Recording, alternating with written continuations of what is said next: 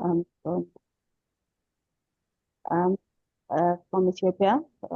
All of us actually, we are from Ethiopia.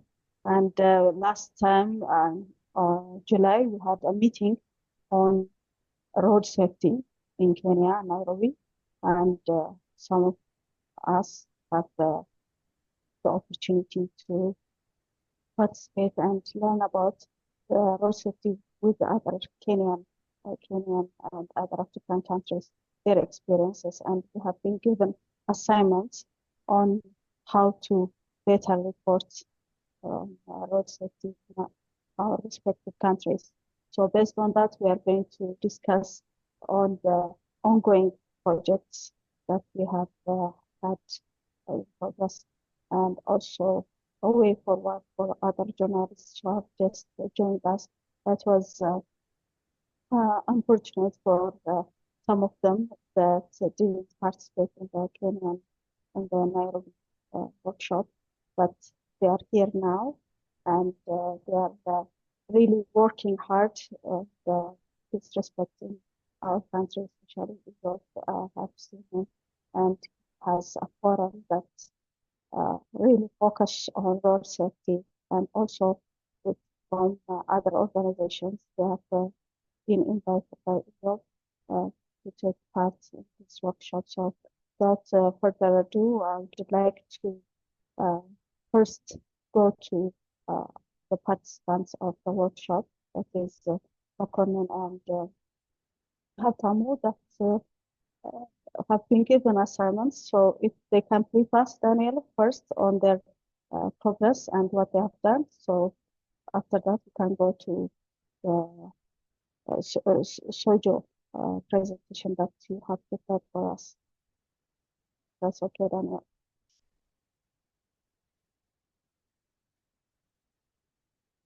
Daniel? Okay, then. Can everybody hear me? Yes, you can, Yodit. Okay. So shall I go to Makonnen first? Makonnen, if you can share with us your progress and what you have reported so far. Okay, Yodit. Thank you very much. Good morning, everybody. So as Yodit said, with most of you, we know each other, but for those of you who don't know me, my name is Makonnen. I'm a senior journalist here, based here in Addis Ababa. I focus on science, reporting, climate change, and environment.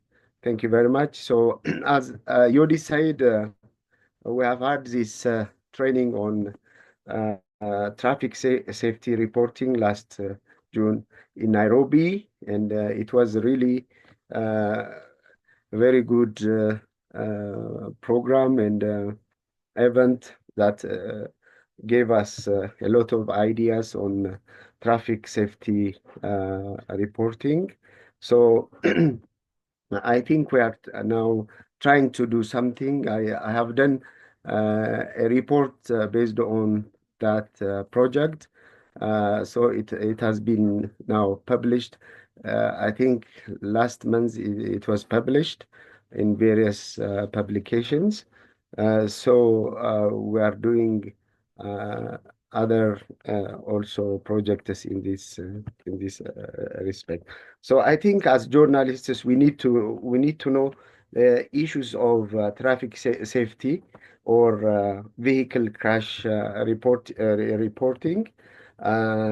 In the state of traffic safety reporting, I mean vehicle crashes in Ethiopia is considered the worst in the world, according to many reporters. And sometimes when reporting traffic crashes, they compare it with other calamities like the HIV/AIDS or TB. So they say that it is worse than many of the diseases, but it is underreporting. I think And the risk factors are also, you know, in our reporting, we usually report only the events. These crashes just happened, or that happened in this place or in that place. Not focusing on the risk factors like, for example, speeding or conditions. What are our road conditions here in Addis or out of the capital, or other factors like alcohol, drinking, and also, considering other type of vehicles like motorcycles, I don't know, other things, and the situation of using, seat belts and child safety, driving licenses. We don't hear, these things. We know socially, we know that there is a problem, for example, in the issue of issuance of driving license. We know that there is corruption, something, and quality issues, but we don't report. I think we need to address these things. And what kind of traffic safety stories are done in Ethiopia? In my point of view, uh, I think, as I said, it is event based. It is not, risk based, or I mean, the causes. We don't focus usually on the causes. We just only focus on the reporters, and which media outlets are reporting traffic crashes. I think it is only the business radios that focus on this, especially the outsource business radio programs.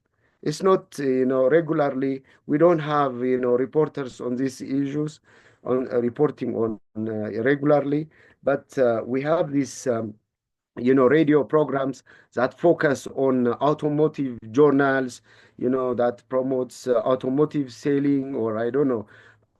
We hear, these programs, journalists, mentioning these issues, but not regularly on the public and the private medias. So are traffic safety stories prominent? We can ask this question. I don't think that they are prominent. They are not always in the front page. No, I don't see, traffic reporters on the front page. I don't know why. We need to investigate, I think. And mostly we focus on event-based, as I said. And the sources of our information, we usually take information from the police, not, pedestrians, students, and villagers. For example, we know that they are not experts, but we need to include, the voices of the common people, like the villagers, pedestrians, even, women and men, children, students. I think students, we see students coming and going to school and from school. And it is the students who usually, use these pedestrian ways, but we don't hear voices from our students, young people. So, especially in terms of gender, we know that, we say, normally we say that women are very careful. And if you buy a car, just buy a car of women, because they are very careful. We say, but what does it mean? What are the figures behind that? What is, you know the percentage of women and men in these traffic crashes? We don't have that in our reports. So uh, we also lack, human stories. We don't put human faces in our stories.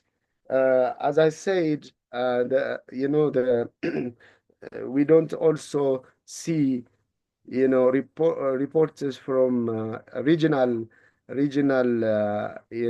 our regions. For example, here in Addis, in Ethiopia, We are not using bodabodas, for example, I mean, in the capital, Addis Ababa. But we have these bodabodas motorcycles in our regions, and we don't focus on that. And I I think the data and visualization in our reports, traffic reports, are not good. Also, we don't use aerial photographs, good pictures, infographics, so to just to show the severity of traffic crashes. I mean, yes. So we have to, I think, also think about crash burden. What is the social burden of the traffic crashes? Uh, Economic. أعوذ بالله من الشيطان Sorry, الرجيم what is بسم that? الله الرحمن الرحيم الحمد لله رب العالمين الرحمن الرحيم الدين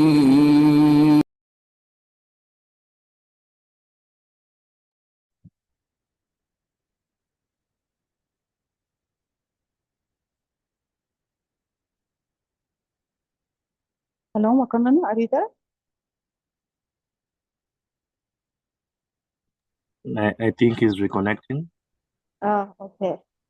Well, Makanani, What happened?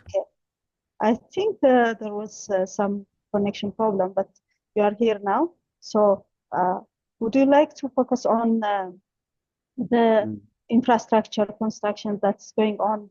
You were, as I remember correctly, you were really passionate about it, the workshop that we had, especially the newly constructed roads around Addis Ababa, in and around Addis Ababa, and especially as compared to, are they convenient for all kinds of drivers as well as pedestrians and disabled as well.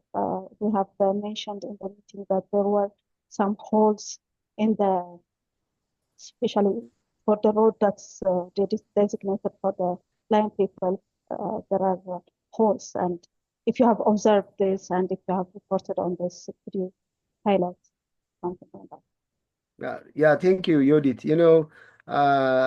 These, as you said, the corridor development in Addis Ababa is very huge and very visible, and it's a multi-billion-dollar project. I think it's very, very unique. We don't see anywhere else in Africa. So I think it is a good initiative, and it has been started, I think, some three years back, with the construction of the Churchill Avenue with Mescal Square development. I think our prime minister initiated these road improvement rehabilitation with the Mescal Square with Churchill um, uh, Street, and now it has continued, up to now for 3 years. And recently, the recent development of this corridor, what they call it, corridor development, and I think it has improved a lot in terms of pedestrian walkways and cycle lanes. Now, it is unprecedented that you see people, driving bicycles, pedestrian walking in a very wide walkways here in Addis Ababa. So it is very exciting. Though it has its own problems. I don't want to go into that politics, but in terms of physical development, it is just something that you can appreciate. And uh, uh, I have taken time and talked to people how these infrastructures are helping people, especially students coming from school and going to school, and cycle, drivers. I talked. I spoke to them, and they were very happy, and they said that it is very comfortable. And I also spoke to some officials and experts, and they say that traffic crashes are on the decline here in Addis Ababa, and all our roads are becoming very beautiful and comfortable for especially for pedestrians. And of course, we have a problem of parking for vehicles. For example, from Mescal Square all the way to the Ayat, there is no place where you can stop for shopping to go to these supermarkets. For example, I used to buy things in the Lomiad supermarket, but now I can't stop there. It is not allowed to stop, having your vehicles. Or you need to stop your car somewhere else, very far from the supermarket on the main highway. Then you just walk to your car. That inconvenience drivers have told me, and me also. I have recognized that. Otherwise, it is very nice, and traffic accidents are on the decline here in Addis Ababa. Thank you. Thank you very much, Mukundan. That was very insightful, and I'm sure in your reports you have mentioned the parking, lack of attention given to the parking lots in this highway that you have mentioned. And also you have highlighted some of the programs that focus on road safety are sponsored or focused on the vehicles, new vehicles. So I'd like to, I think there's someone from Automotive Journal who is present. So if they would like to respond on the kinds of reporting that we do, and if they have some response, we can respond now or at a later time. Anybody ready for an answer? Okay. Maybe later on you can respond on the comments made by Mukundan on the reporting done by Automotive Journal reporters.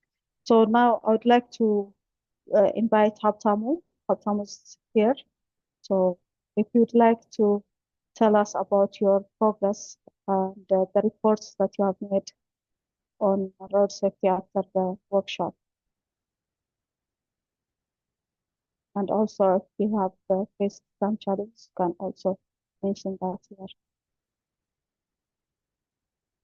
Habtamu is here.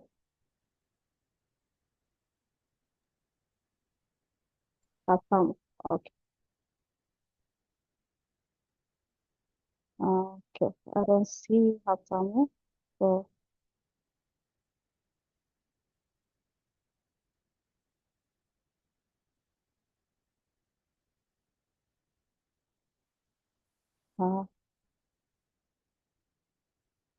okay. So any other reports you would like to respond on? Okay,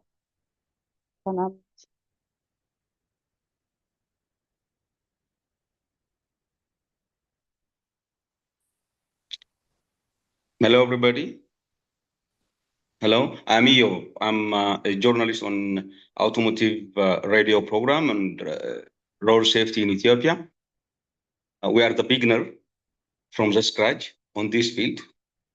I'm working on that for the last 15 years.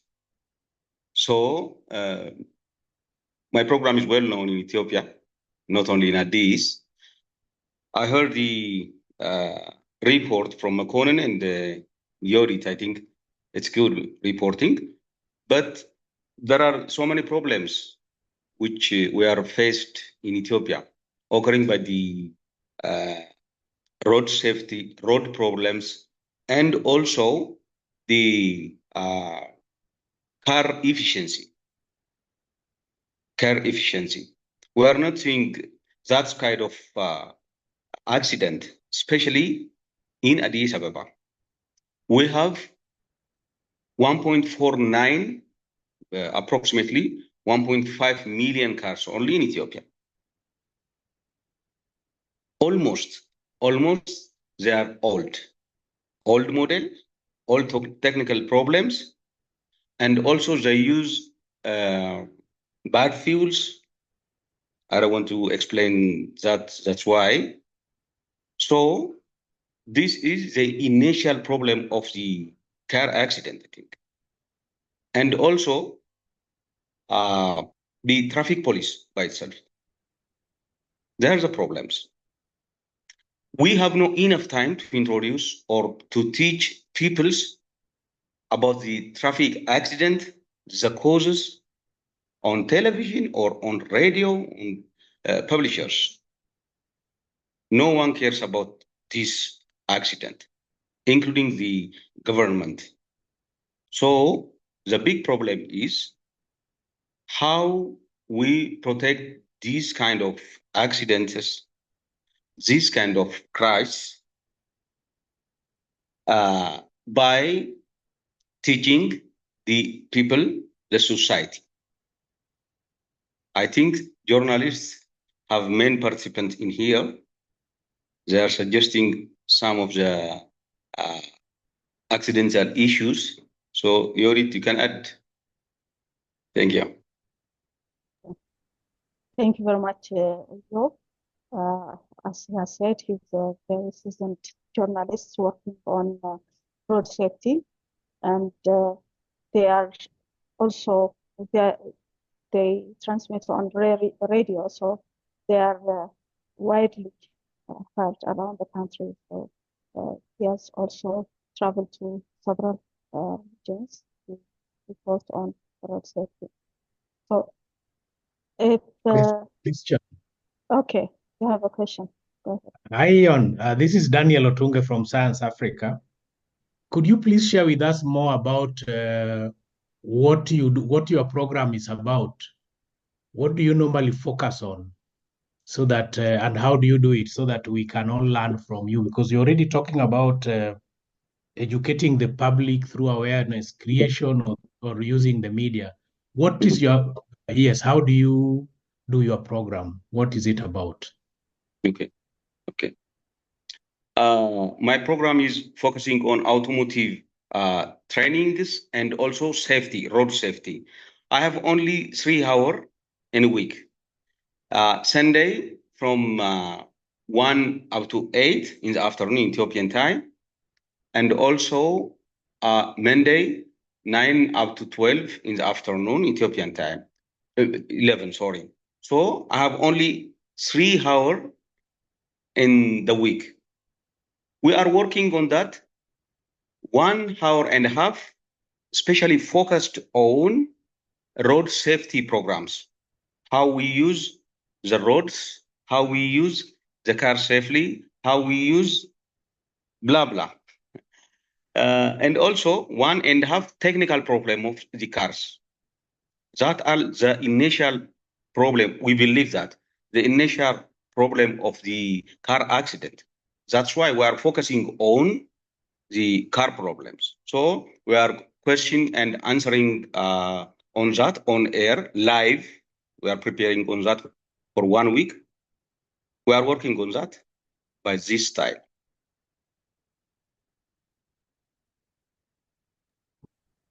Yeah, if I would add on EO, I'm a regular listener to his program, so they focus on everything to do with vehicles and road safety, like he has said, and he also they also report on some light problems. If there is a light pole that has fallen, they report on that.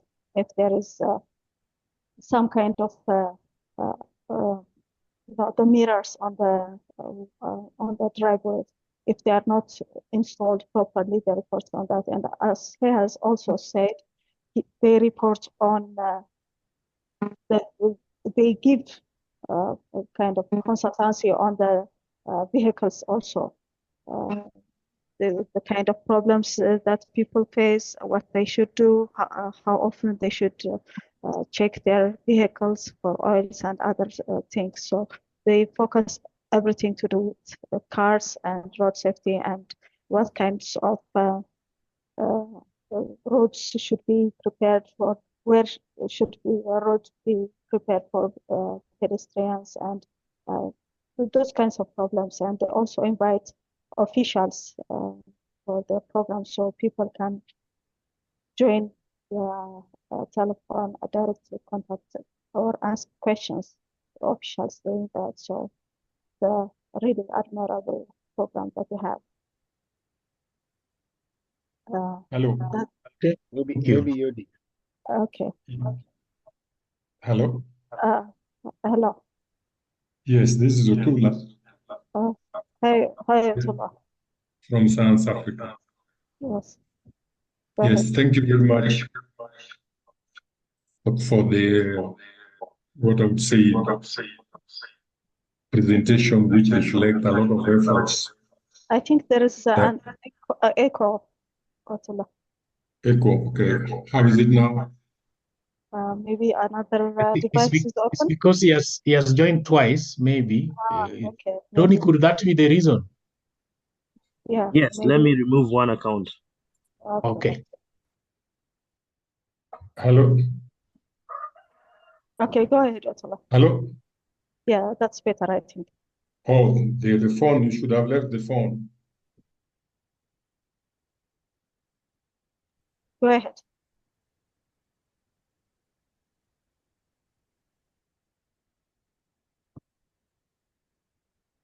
Hello, Atullah. Okay, till you prepare, I think I see Haftamu. Yodi. Haftamu Hello. is here. Yeah, Atullah. We can hear you. Go ahead.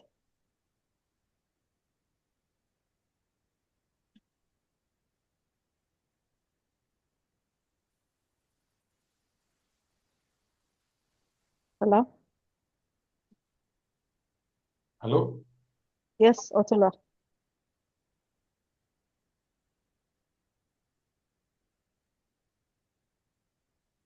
Okay, maybe we can proceed to Haftamu. I see Haftamu or Atullah. I think. Yes. Well, good morning, everyone. Yeah. Good morning, Haftamu. How are you? Yes, I'm really sorry, but I'm in a very difficult internet connection and interrupted. So to start with, since we had the training, I've been doing develop different interviews and writing this article on the progress of the African Road Safety Charter, and I have had interviews with different African Union officials, UNECA officials, and also experts from civil society organizations. And currently I'm developing the article, and I'm trying to also, align the story with the solutions journalism platform that we have, the training that we have received back in Kenya. So, so far, almost all the interviews been conducted, and now I'm about to write the article, except for one interview that I'm waiting for from Senegal government, because they are the latest country to adopt this charter. And as a solutions journalism, I want to show that what was the success from countries that have already adopted this Africa Road Safety Charter, and what the rest of African countries can emulate or learn from countries that have already adopted this charter. So I've already had an interview with the Ethiopian officials, because Ethiopia is also one of the signatories. And during the report launching meeting in Kenya, I've also had a very brief interview with Kenyan officials because they are also yet to adopt this charter. So I would like to write the story from what went well and also from countries that have adopted this charter and what's expected of the countries that have yet to adopt this. So so far I was actually focusing on this. That's very good. Have you was- faced any problems regarding that? And So far,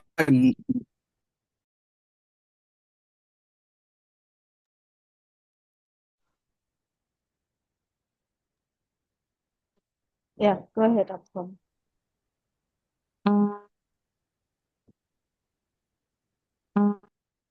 Abdul, you're muted, I think. yes, yes. So far, no problem actually, but except for the lack of interest from government officials and also even,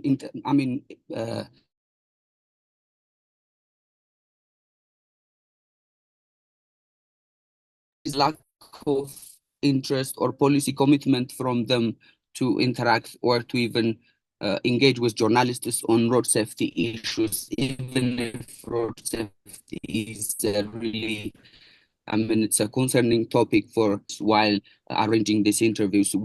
On the other hand, it was quite easy to do similar interviews with these officials on other topics such as peace and security, development, and others. But I would say there is a lack of policy commitment on road safety issues, not only from these Pan-African organizations, also from AU member countries, also from within Ethiopian government officials. Even I would say there is a lack of policy commitment. But from the civil society side, I would say there is some positive interest and also willingness to promote the road safety topics in Africa. So far the major challenge that I've faced was lack of interest to talk about road safety topics from these organizations and also government officials. Okay, that's really good. How many countries are included in your program? Yeah, so the charter, so far 12 countries have already adopted the charter, but for the charter to take into effect, at least a minimum of 15 countries are needed. So Senegal is the latest that has adopted this charter, and other countries, even during my discussion with the Kenyan cabinet secretary there in for road safety, one thing that he mentioned was that it's a work in progress, and then they expect this charter to be adopted within the coming years. But I would say there is still policy commitment on this topic. So I'm still waiting for. Even the African continent is still waiting for these 3 additional countries to adopt the charter so that it will take into effect.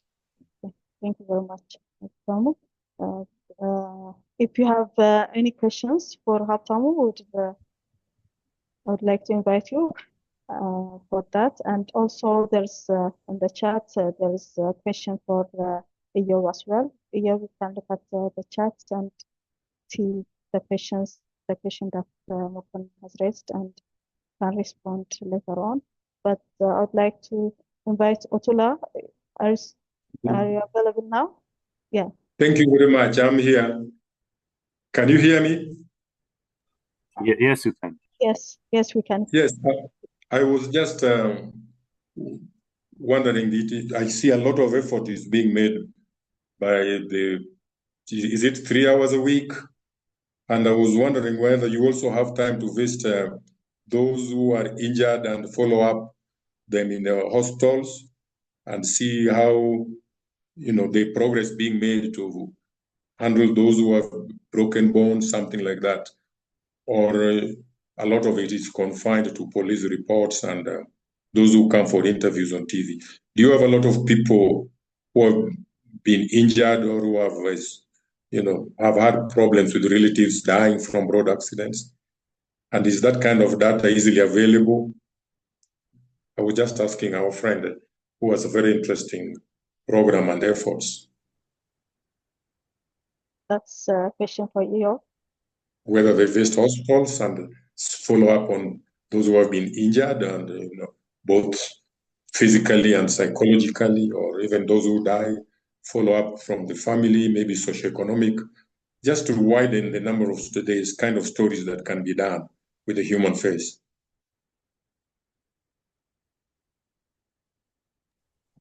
Okay. You, do you do any follow-up? Do you go to trauma centers and to their homes, to the victim homes, to Yeah, I think Mr. Makonnen mentioned this kind of question indirectly. As he says, no one concentrate on that. No one, including me. I'm trying to work on that before 2 years ago to collect the data, the injured themselves, the problem of the families, kids, whoever. So no one support us to support this family, to collect the data. If you wanted to contact them, the government officials don't want to have this kind of news on that. So there is no fully registered data in our database, including the road authority. There is no data. That's it.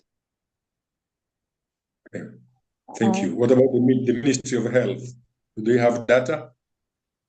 I think a little bit data, especially in 1 or 2 hospitals only.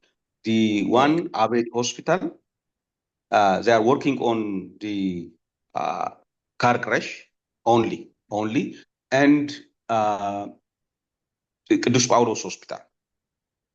There is a data which is, I think it's starting from 2021 to collect the data. Thank you. You're welcome. Yeah, we can also reflect on the question that Makonnen has put on the chat box. He said that you are influenced by the garage people. And you are more focused on promoting the garage than the actual report on race. That's kind of the message. I think Yodi, maybe. Okay, you can elaborate. Maybe how many, I know, apart from yours, how many FM radios? We know that these are outsource programs, not in-house programs of those the mainstream media, but people come and buy airtime, then do whatever, and it is business oriented. I think some of them are automotive, in the automotive business. Some of them are garage owners, and they relate with this with these things, more of business. So of course they raise issues of safety, but their focus is business. Apart from how many FM radios are doing these outsourced programs on safety? 7 only. They are transmitted around in Addis Ababa. 2 programs, including me, 97.1 and 98.1, are transmitted all over in the country.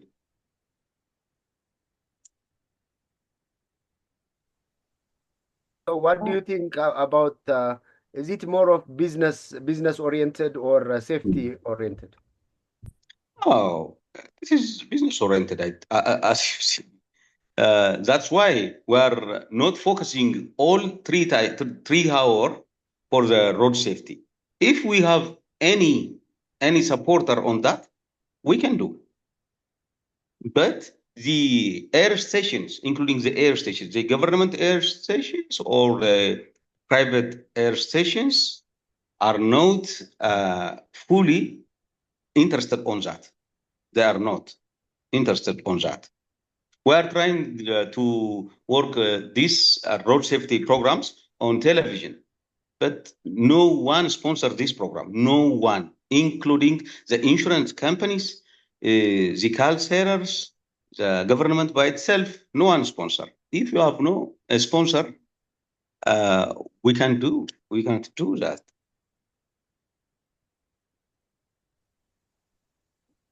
Does that answer your question, Makano? Yes, yeah, he answers. Yeah, I know that mostly, these programs are influenced by these insurance companies, banking sector, and they focus on these technical issues on car maintenance, Yeah. insurance issues, not proper safety issues. I know, and Yeah. we have. You've told us that 7 radios. I think 10 years back it was only 1 radio, but now Yeah. all Yeah. all FM radios do the same, but it's not safety focused. Thank you. Yeah. Only 2 programs focused on half of our time, focused on safety. We are not all on 3 hours participating on the safety. Okay, car problems, car maintenance, and simple news, and also safety programs. Thank you very much, Job. I think it's Judith, clear. I have one question. Because in some instances, I've noticed that some of your audiences would raise concerns with policy and also some of the procedure strategies with regard to the country's policy, road safety policy. And you would suggest or recommend these suggestions to concerned government officials. And have you noticed any change that as a result of your program? Yes. For example, we are teaching the audiences, the drivers, and the peoples about the use of the belt. As you know, no one recommended to have a belt in Ethiopia. Now, the government legalized the belt using conditions before, I think 10 years before. So there, I think we are the one who suggests this kind of useful thing, I think. Very good. Okay, thank you very much. Any other questions? And you can also raise some questions to Hatamu, who is working on the African road safety. He has widened the horizon. So if you have questions for Hatamu, you can also raise. Daniel, you have a question? Yes. Thank you very much, and thank you, Yon. I think the work you're doing is very, very important in terms of actually educating people on safety issues. Because when you talk about the vehicle condition, the qualifications of the driver, when you talk about the use of safety belts, those are the key things actually about road safety as well. Because if the vehicle is in a bad condition, even if it doesn't have a side mirror, that in itself is a problem.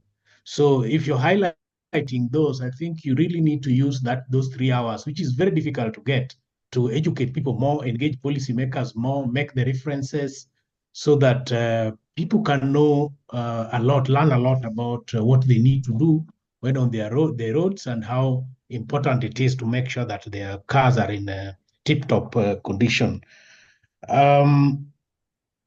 Then I think I would also suggest, and I don't know if Tony, you can get the global road safety, the Africa one, and even the global one, the global reports, because they have data from every country, including Ethiopia.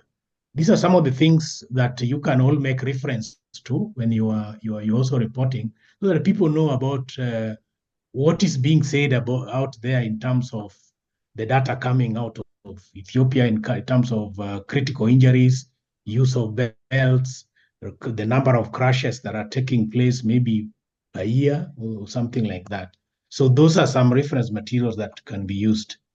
And for Abtamu, it's been long. When are we likely to get a draft? This is purely administrative. When are we likely to get a draft from you? Yes, so already compiled the article, but now what's left is the response from Senegal government officials, because during our discussion there, when I proposed this article, one thing that you raised was to show what went well with countries that have already adopted this, charter. And so I'm trying to get a response from the Senegalese government officials on the progress and how they were able to adopt this charter. Oh, okay. So Wise have already finished the article for, so most probably left. Okay, so you say most probably when? Early next week, most probably, because I will have Early this next interview. Yeah, because I'll have this interview later this week. Yes. Wonderful. Okay, Okay. please share that, and also share, even if you have it, a copy of the charter itself. If you can post it here for all of us Sure. to have access, that would be great. The one in English. Very good. Yes, I will. Please share the link on the chat here as we speak, so that we can all have a look at it. Okay, Very good. thank Okay. you. I think that will also be a very useful story in terms of guiding policy at the national level. Then back to you, Edith. Thank you very much. And if that's all the questions that we have for the presenters and also Job, I think it's about time for us to hear from Daniel on solution journalism. Okay. Before you go to that, I'm going to make a presentation on solutions journalism 101, so that just to introduce solutions journalism. But I think we have a number of colleagues here, including yourself. You've done a lot on road safety, you haven't shared. We have colleagues who have also joined. I see Misika, I'm seeing Misiker, I'm seeing Kidist and others. Maybe they also have experiences in reporting on road safety, which they can share with us and we learn from. That's good. Is that okay? Yeah, yes. That's good. Anyone who would like to share, please, just like Ion has already done, which is really very, very helpful. Thank you. Yeah. So the floor is open for anyone who would like to share their experiences or the difficulties that they have faced while reporting on road safety and the different approaches they have taken to reporting. If you'd like to share with us. It will be online or radio or TV. Hello, good morning. Hey, good morning. Yes, I'm Constantine Ofunya from Kenya. Okay. Actually, thank you very much. You're doing a very good job. I think I have been able to work even in Addis Ababa and other countries. And I think also in road safety, we need a structure whereby we can bring all people on one platform so that everybody can learn from it. Because we'll find that most government in Africa are running into programs, but they don't include the road users. So if we exclude the road users and as the one who are actually causing a lot of accidents, it will become at least a gap whereby the safety culture cannot improve. So far, I am a director, having incorporated a company which actually implemented the ISO 39001, which is Road Traffic Safety Management System, the first one in Africa. And I'm also trying to push the Kenya government to adopt it. And I do believe that we can work as a team to ensure that we create a system whereby everybody learn and we improve all of us. Because if we leave a certain section, especially the road users themselves, it become at least difficult to improve the culture. Because what is causing accident is the risk burdens. And if people do not learn to understand the risk burdens to remove them, it becomes a difficult thing. That's, I think, the weakness we have in most countries. And we find that we are spending a lot of money on that, on the programs and progress, but nothing is improving. I think it's good to have a matrix whereby we compare people, the road users, have a system whereby we can be rating risk so that we collect the risk matrix and we can have the KPI to know how the safety is improving. I think that could be a good improvement. And I'm very sure Africa has a lot of resources. If we come together to reduce road traffic accidents, we can do much, much better. Thank you very much and have a good morning. Thank you, Konstantin. That's really informative comments that you have made. And like you said, we can learn it from each other. The African countries can learn one experience to the other. That's why journalists from African countries, organized by WHO and Science Africa, they have put together to share experiences and take what's the best experience from one country to the other country. So that's really interesting point of view. So if we would like to have, if we can have some more comments or points. And Hatam has shared the link on the chat box. Maybe Yodi. Yes, sir. Okay. Yeah. Maybe Yodi. Yes, I can hear you. Hello, Yodi. Yes, yes. Yeah, Yes. I have a question for Haptamu. Okay. Yes, Haptamu is around this. Yes, apart he's from filing that story at the regional level, I think it's good to localize also in some paragraphs. It is good to localize it, relating it to our situation here in Ethiopia. So, will you do that, Haptamu? But mostly this story is on how we can promote the adoption of a common African framework for road safety, and then that would help bring a continental road safety initiative. So the African Road Safety Charter is more of a continental initiative, and I would only focus on the continental matter, but I would also touch upon the positive experiences of the countries that have already adopted this charter and how other countries can also emulate this, or how the experience of the countries that have already adopted the charter would be replicated in other countries. The 46 countries that are yet to adopt. So I will touch upon the experience of Ethiopia, Senegal, and other countries that have already adopted, but I don't think I will localize the story on Ethiopian or Senegal's aspects, except only to tell their experiences and how other countries can also learn from their experiences. Okay. Thank you very much, Tom. And if I may go to Hermanot. Hermanot, she works for one of the big medias in the country. So how was your experience in reporting? Hermanot, can you hear me? You can unmute yourself.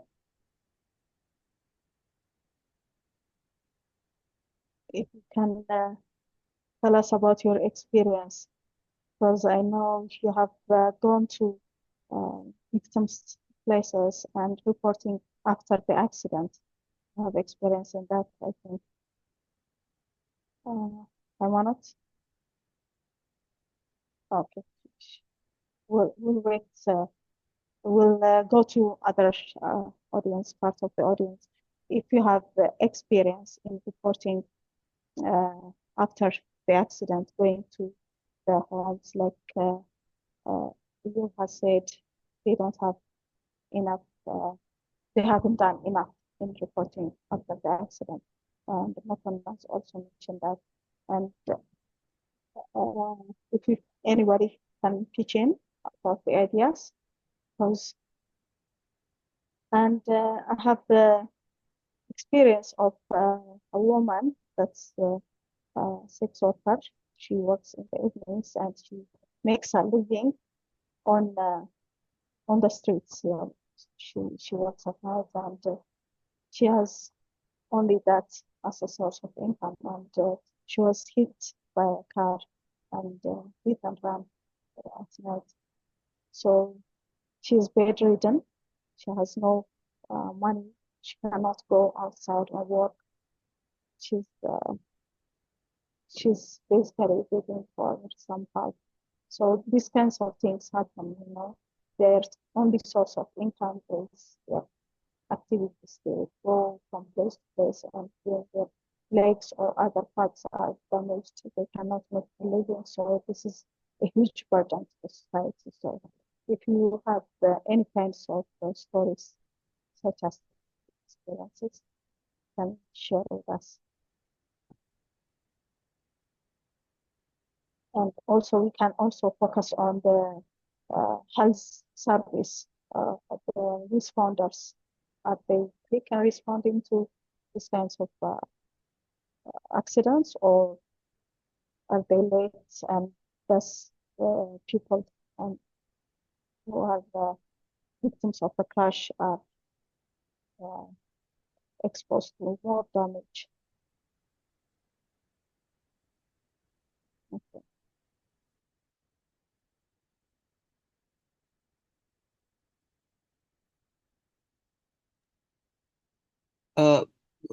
You are referring to me, right, Yodit? Not just you, but anyone who has ideas about this and who can discuss some points. It's kind of an experience sharing. So I was actually more also interested to raise one topic, because now even though we're focusing on road safety issue, I think we also have to report this road safety topics through solutions journalism. And I read Muluna's article, and I want to know how he actually answered all the 4 pillars of Sojo in his article, because sometimes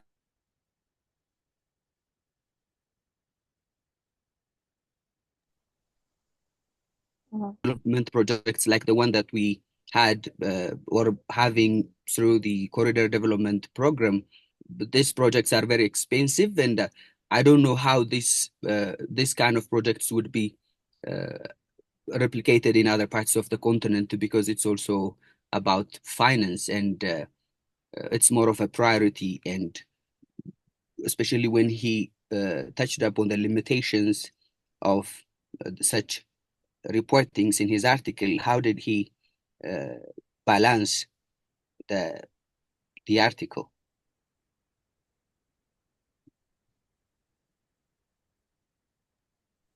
are you referring this to Muluna? To Muluna, yes. Muluna, would you like to respond? I don't see Muluna in the...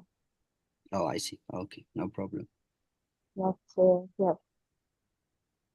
Okay, but you can refer to us on the kinds of reports that you did and suggestions, or if you were the one writing it, how would you go about the approach? Because it's a lesson that you can learn from the... Yes, yes, normally I would focus on, because since we are reporting these topics to create awareness, to bring about the desired change, then not just the response to a social problem, which is lack of proper road infrastructure, and then also he gave us the insights and evidence, but I also want to know the limitations, because a responsible reporter covers what doesn't work about it and places the response in context, reporting and limitations in this essence. So I wanted to know how this can be easily replicated, because if it was a policy or other topic, then the experience of Ethiopia can be easily emulated if we can show the positive outcome, the challenge we had, also the positive outcome. But since we are also saying that it is about finance, then how can we balance this? Because even in his article, he said this is a multi-billion US dollar project, and I'm afraid how can this be also, balanced with the limitations? Okay. Thank you very much. I'm sure this video webinar is being recorded, so you get a chance to look at it, to respond in the future. Eyob, you have something to say? Or Eyob, you are raising your hand, or?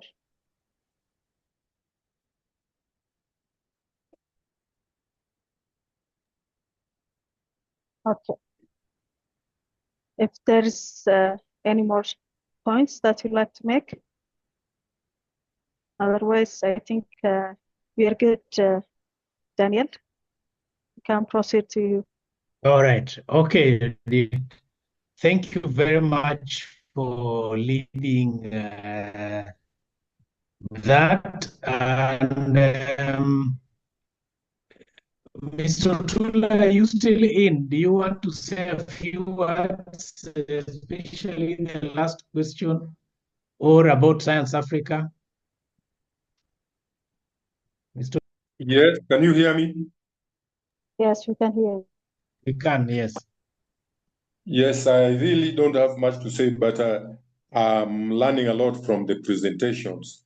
And I think we can add a bit of what Mr. Tunga is going to talk about solutions journalism, it would really be great that we learn from those who have been affected by accidents, their point of view, what can be done, policymakers, and we make it a regular bit, like our friend who is always having some programs weekly.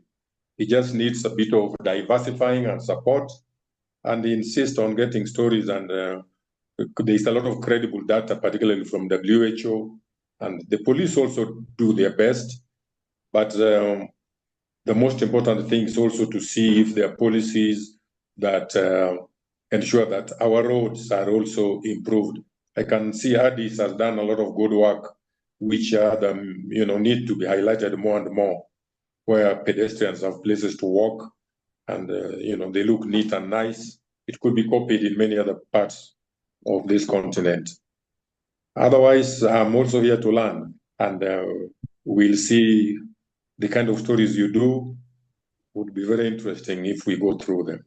But for now, I think, Mr. Tunga, I'm back to you. Okay, Mr. Tula, thank you. Thank you very much. Can you all hear me? Yes, you can. Go ahead. Okay. So I have a very short presentation on Solutions Journalism 101, like I said earlier. But I would like to start also by saying that this program, as you have heard, is mainly to see how the media in Africa can be incorporated in the push to improve road safety in Africa. Because from the reports that I mentioned earlier, it is showing, data is showing that it is only in Africa where road crashes and road deaths and serious injuries are increasing. You can imagine that.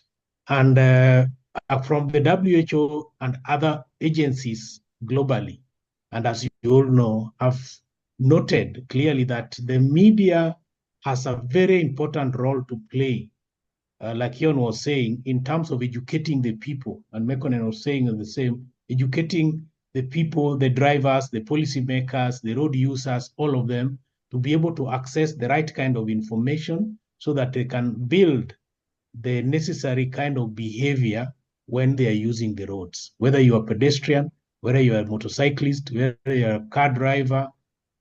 There's a certain way people are supposed to behave in terms of being courteous, having your vehicle well maintained, the road conditions. This now goes to the government agencies. How do they ensure that roads are in good condition such that and have the right kind of signs, what they call the furniture on the road, the kind of signs that will direct you better when you're using the road, whether you're a pedestrian or you are a rider or you are a driver.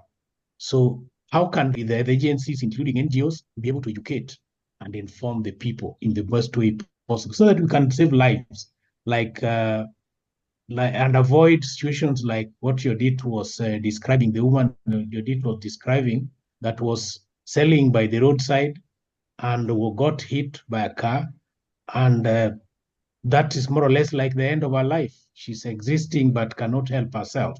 How can we help our societies to avoid that? And the one thing that is worrying to me and should to you as well is that it is in Africa. And that means Ethiopia, Kenya, where I am in right now, Uganda, Tanzania, South Africa, Nigeria, all over sub-Saharan Africa. The road safety issues are becoming worse. Wow. Okay, so we want to look at why solutions journalism and how can it fit into this whole aspect of improving road safety reporting.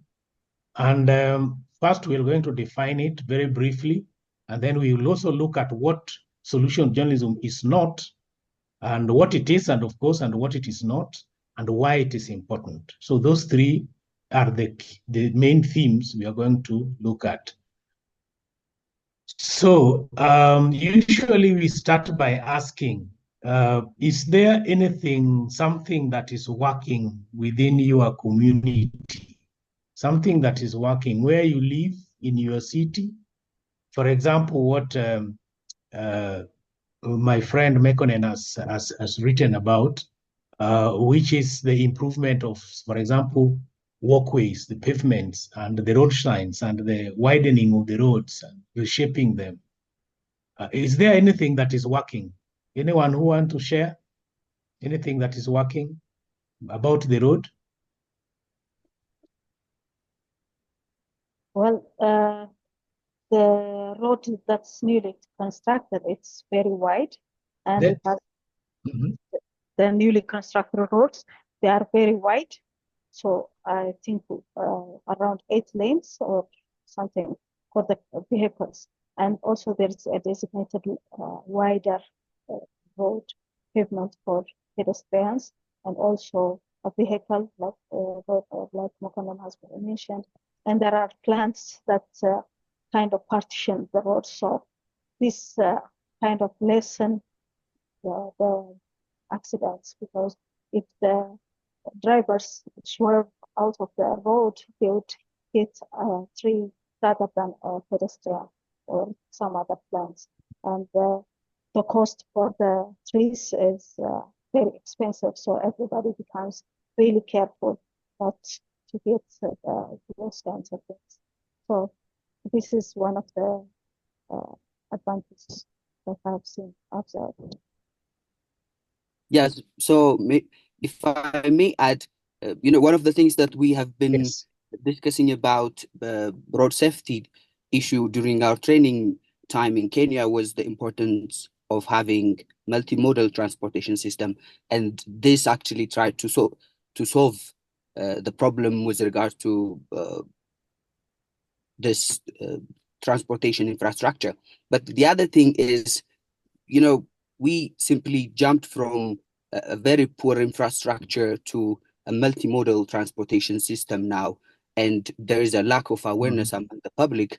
So government officials or security personnel are trying to enforce this multimodal transportation system, the usage of this multimodal transportation system through force, and this is also creating some mess on how we are using this transportation infrastructures like the road, the pedestrian way, and also the cycling lane.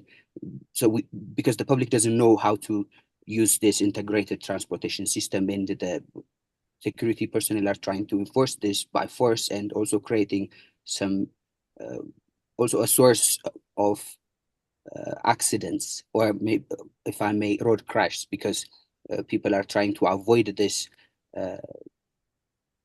police personnel, and in other way they are engaging into road crashes.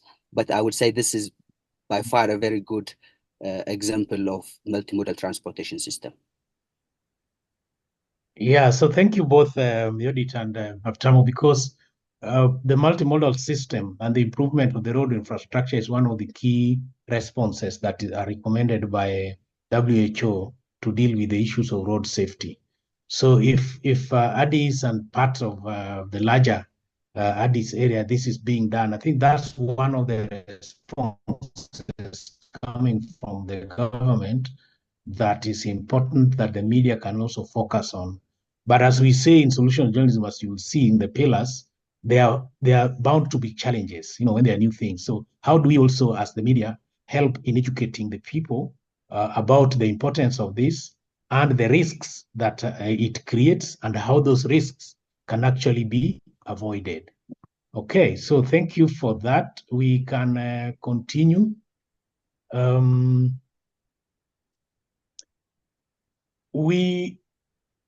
Research has been done globally, and it shows that majority of people actually avoid news because the news has too much negative content. And then apart from that, there is enough information going around in the world that people really have even problems choosing what kind of content or information to take in or to avoid. So you find that people are looking for information that will be of some benefit to them, that are educative, that are informative in a positive way.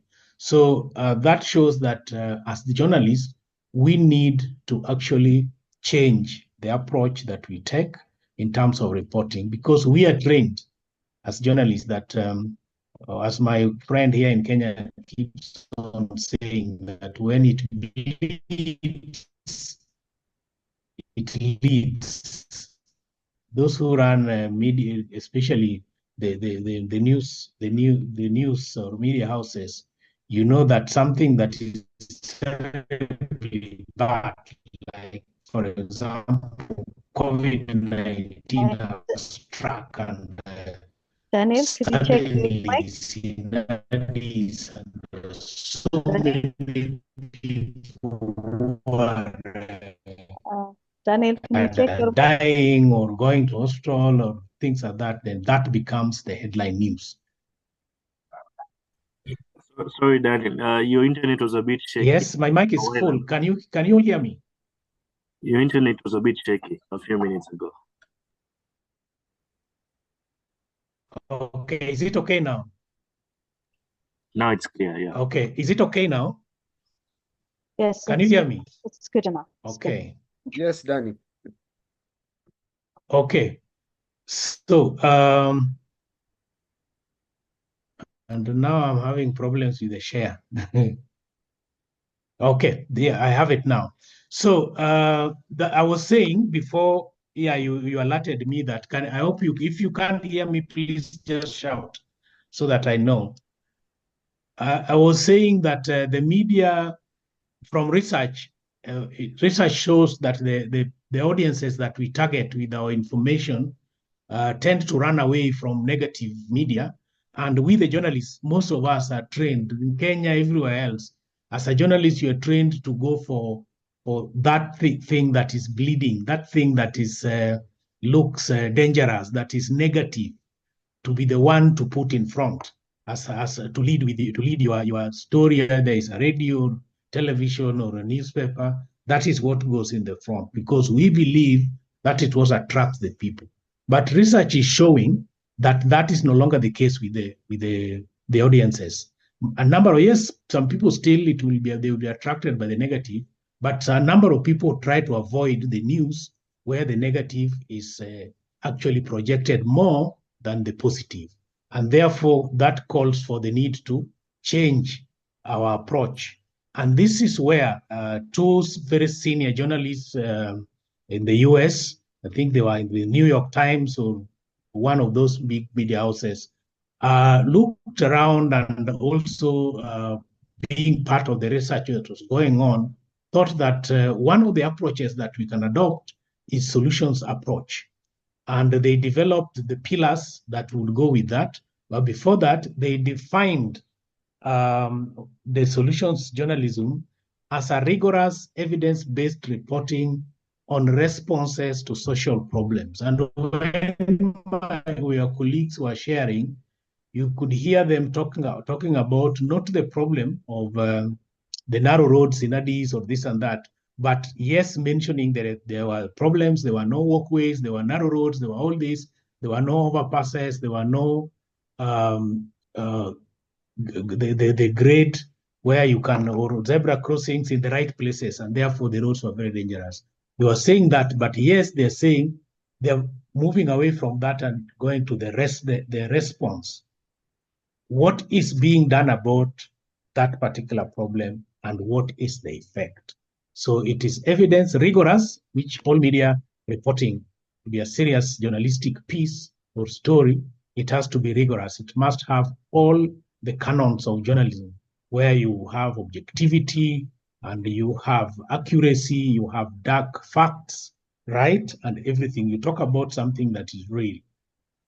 And it is not reporting about things of the past. You report on something that is happening now, like what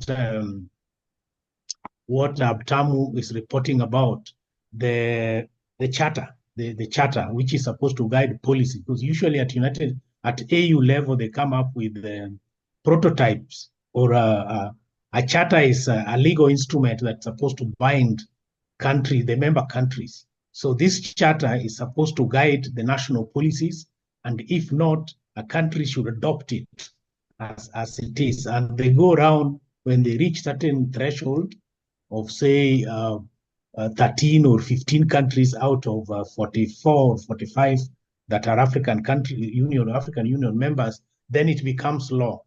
So this particular charter is going round. So he's reporting on something that is happening now, and also going forward to look at how it has helped the country, or how it is helping countries that have already adopted. Then the other example by Mekonnen, which is where you live. Most of you, I believe, you are mostly in Addis. And if you're not in Addis, maybe you have visited Addis at one point and you've seen the changes that are taking place, in terms of transportation, in terms of road infrastructure, the road furnitures that are there. And they'll talk about the problem that now Mekonnen focuses on the changes, the responses that are taking place, and the effects that they are producing. That helps people to solve the issues of negativity. Because if you keep telling them the roads are narrow, the roads are dangerous, this and that, people are dying, people ask themselves. They will not ask you openly, but they ask themselves, so what? Yes, it is happening, so what? If nothing is going on, maybe it's just like an act of God. There's nothing I can do about it as a human being. What can I do? But if you now tell people that, yes, it is happening, that's the case, but this is what is happening, and these are the results that it's producing, then they say, aha, so something is being done about it. Then they have hope. Then they come back to look for more reports from you so that they can learn something and have hope. We have so many problems, all of us, and we don't want to things that emphasize our problem. We want things that lessen the burden on us, and the media can help. and that's why people run away from negative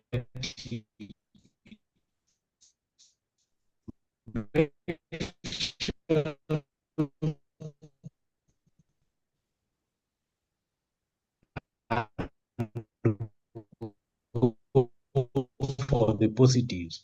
You can write those screaming headlines. People will look at it, but then after a while they say the 4 pillars are the following of solutions journalism. One is response, as we had said, and the response is focused. I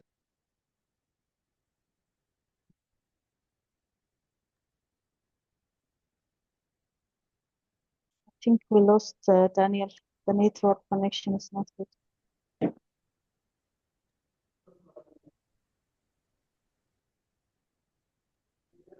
Yeah, Daniel, you're muted again. Daniel is muted. Tony, are you the one muting me? No, it's not from my end.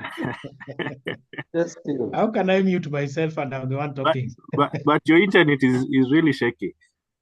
I don't know. I'm at a place where I'm using the phone connection. So it's not strong. sometimes because it's line. Yeah. So you just let me know if it's having issues. Then I slow down. Then I pick up again. So can you hear me now, Yodit? Yes. Yeah, and now it's good. Yeah. Okay. I think it's because of a bad connection, sir. Yeah. If you can hear, can you hear me now? Yes. Now it's good. Okay. So I was talking about the response, and we were saying that it's about a social problem, not a personal, an issue affecting me alone or Yodit alone or Mekonnen alone. It is a problem that is affecting community or a society. Let's say it's affecting Ethiopia. It's affecting. Danny, can you share your screen? Oh, you can't see it? Yes. No. Yeah, we can. Just 1 minute. So many problems. Let me end this and close it. Okay. Hello, Yodit. Yes, you. I have something for you guys. Okay. Sorry for interrupting. Sorry for interrupting. Okay. Ato Johannes Lemma, the Ethiopian Road Safety and Insurance Fund Service, one of the director, he's attending the program now. So consider him, please. Okay. Maybe we can interrupt Daniel, or can he wait until Daniel's presentation is over? So Okay. we have some questions for him, because yeah. To have an options perspective. Danny, Yodi. Yes. Maybe sorry for Daniel for the interruption, but it is good to invite Mr. Johannes. Maybe if he can to introduce himself and say something about road safety. Yeah. Just a few words. Okay, that's okay.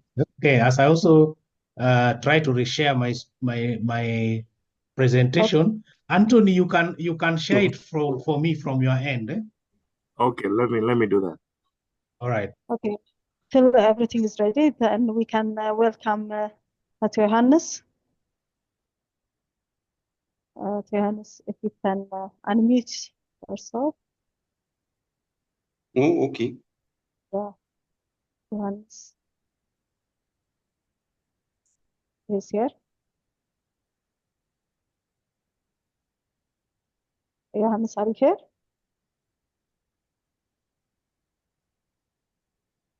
I think they... Are you hear me? Yeah, we can hear you. If you can also share your video so we can have a look at you. If it's okay. Okay. Thank you, First of all, I would like to thank the organizer of this workshop. Unfortunately, I have another meeting, so are you hearing me? Yes, we can hear you. Okay. As you mentioned, I'm Yohannes Lemma. I'm working at Ethiopian Road Safety and Insurance Fund Service as CEO of education and capacity building. So, in general, in Ethiopia, road safety is more and more killer, around number 8 killer of any kinds of disease here in Ethiopia. So, as a government, we give attention for this catastrophic problem, and we will try to work with collaborating with governmental and non-governmental organizations as a whole. Of course, in the near future, we will see some better situation because we try to amend our enforcement legal framework, especially concerning with speeding, concerning with motorcycle riding, and others. And also, we are working in educational types, like we try to inculcate road safety education in Ethiopian curriculum. So our students try to learn from the teenagers. So I can't say something more than this because I'm not ready to this. As I mentioned before, I have another meeting, but I need to work with you. I just explain. Thank you very much. And Johannes, your organization also is actively engaged in promoting road safety in various social medias. I have seen your TikTok, YouTube, Facebook, and you produce a lot of teaching materials and put it there, and it's really admirable. So if any one of you have a question for Johannes, because he has a meeting, and you'd like to respond to one or two questions that you might have, so you can let him go. Anybody?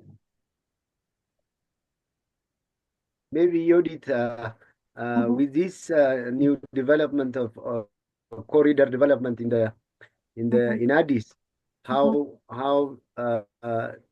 at Johannes, how do you evaluate its contribution to the to the road safety in Addis Ababa? Okay, it's a good question, by the way. As in Addis Ababa, 80% of fatalities occur in vulnerable roads like pedestrian, cyclists, and others, because we don't have infrastructure for the person who needs road. So the corridor development is give us a good opportunity to save more life and walking and cycling. So we observe and evaluate the corridor development like a good opportunity to minimize such kinds of accidents. Especially, we are working with media at a national level. We have road safety media forums, not only in social media, and also we work with such kinds of media organizations. Unfortunately, the media forum leader is also participating in this meeting, EO. So he can also say something about the corridor development of this. So we try to expand in a different regions because different people need different mode of transportation, like walking, cycling, and others. So every person should have such access to work and for on this. In the country, we have also non-motorized transport policies, so it's a part of that. So we appreciate and it gives us a good opportunity for us as a whole in Ethiopia. Okay, thank you very much. And Johannes, we have been discussing about following up on the people that are victims of these road crashes. After the crash happened, do you follow up on the victims or their status, what's happening? Because you deal with the insurance aspect as well. So do you have data on these kinds of information? Of course, we have, but unfortunately, I can't explain it now because I'm not prepared with data. But we have, as I mentioned before, we are working on prevention and post-crash response. Our institution name also road safety and insurance and services side. So insurance and service is only focused on after the post-crash response. So we have a lot of data about road traffic victims. So that's good to know. So journalists can approach you if they need that kind of data. Thank you very much. Any other question for Mr. Johannes? Thank you. Okay. Thank you. Yeah. Okay, so this is, Okay. sorry. Daniel, do you have a question or are you Yes, ready? yes, a comment, just a comment. So I also want to thank Mr. Johannes or Dr. Johannes for joining us. Johannes, this is Daniel Otunge from Science Africa. We're based in Nairobi, Kenya, and we work very closely with the journalists across different African countries, together with WHO, to try to promote road safety within the media in Africa. So we really appreciate your involvement. I would request, if you agree, that if we form maybe a WhatsApp group for these journalists in Addis, then you become part of it so that they can easily access you to get information that they need to write stories from a solutions point of view on issues to do with road safety. Thank you, and thanks to meet you, sir. And we are we are ready to give such of information. We are ready, especially working with journalists, because the journalist is the key element of road traffic accident minimization. So we are working with media. So we are ready to give any kind of information. Also, we need a training from you. So we are ready. Thank you very much. Thank you. I think Adisu has a question. It's not clear. Do you want me to ask Mr. Eyob or about Ethiopian Media Forum movement, about the movement? Maybe Adisu, you can jump in and ask the question yourself. Adisu, you can unmute yourself first. You're muted. Yeah. Unmute yourself. Yeah. Adisu, unmute yourself. Okay. Hello, thank you everyone. And I wanted to now about Ethiopian Media Forum. That means some Mr. Eyob describe about this. So thank you. I want to know that. So this is a question for Mr. Eyob. Do you have a question for Johannes? Johannes? No? No, Okay. I have no. Okay. I understand all that. Okay. So I think we are done. Thank you, Mr. Johannes, for joining us today from your busy schedule. So in the future, like Daniel has said, we will have a group, WhatsApp group, and then can share information on that. So can we go to Daniel's presentation, and then after that, Eyob can answer this question. Eyob, you can answer the question about the forum. What does it do? What's the activities so far? Those kinds of things you can answer later on. So now let's go to Daniel. Okay, thank you very much once again. I hope you can see the presentation. Yes, we can see it. We can see it. Thank you very much. So I was talking about the 4 pillars. I mentioned that we want to work with the media to report on road safety from solutions point of view.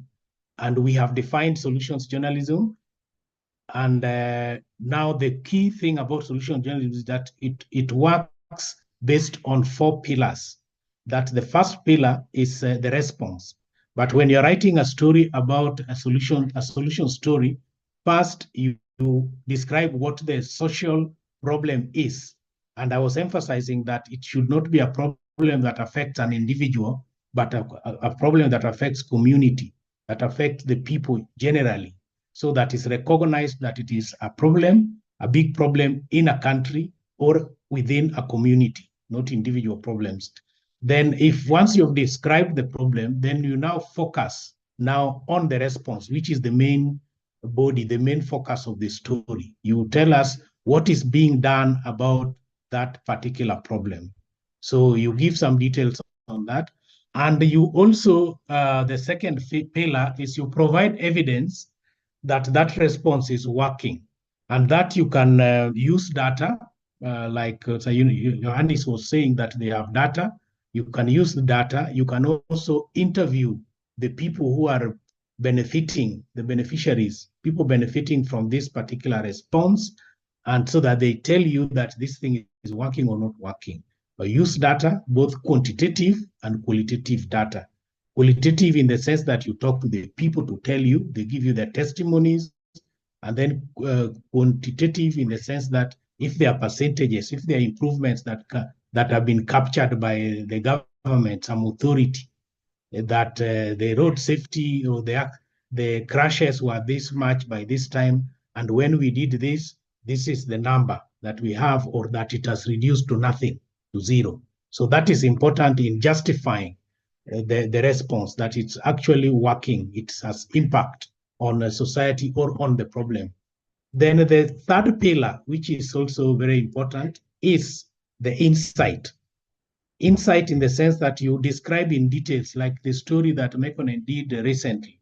He describes in details how the changes in Addis road infrastructure is happening. You know, what is being done, how much does it cost, and all that, you see, and which areas are involved, what particular problems are they solving, what is it that they are doing, and who is doing it, who is behind it, you know, so that you give people details in terms of what happening, such that when they listen to your story, watch your story, or read your story, they are able to get all the information that is necessary. And that can also help another policymaker in another country, now that the world is connected. If somebody in Kenya reads about what's going on in Addis, maybe the minister for roads in Kenya, or the president, or the senior government officials can bring it to the attention of parliament, so that they can put money into improving certain aspects of Nairobi or Kampala or Kigali or Abuja or whichever capital we have in Africa that is facing similar problems. And lastly, we have limitations. So you put the response in context and state what are its shortcomings. Because no solution is a silver bullet. Like when you are describing the issue of the work being done in Addis, for example, already the challenges are there, the limitations are there, the inconveniences are there that people have mentioned, including what Mekonnen described in the story itself, and what Habutamu was talking about, and Mekonnen himself saying that in some areas you have to go very long distance before you go to a convenience store that you're used to, you know, just branching and parking. All this is meant to improve safety, but at the same time, there are certain limitations, there are inconveniences. And at the same time, is not solving all the traffic issues in that particular area. So you identify what those limitations and put them there, because that is also helpful in journalism, because it shows that your story is not just a public relations exercise for the authorities who are doing this work. Just singing the praise, not being able to see what the challenges would be there. Do we have any question up to there? Because that is really very important. It's the main gist of this presentation, the responses. So why are they important? Why are these four important? So the response, if the response is worth featuring, it is worth its own story. If and a response that is to a social problem, if you have done your background research, it is worth telling, because people need to know those good things that are happening in society and what the effects are. And of course, the evidence, as we have said, you really need to prove the results that you're talking about, the impact of what you're talking about, and show it in numbers and talk to the real people that are, of course, doing it. And we have also emphasized the limitations aspect and why it is important. Next, Tony. So those who have interacted with this know that there are some doubts about solutions journalism, and we have also received stories which are presented as solution stories, but they are not. So the first thing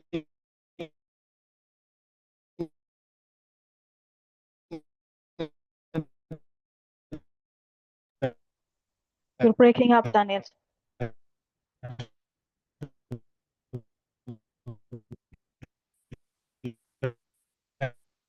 Daniel.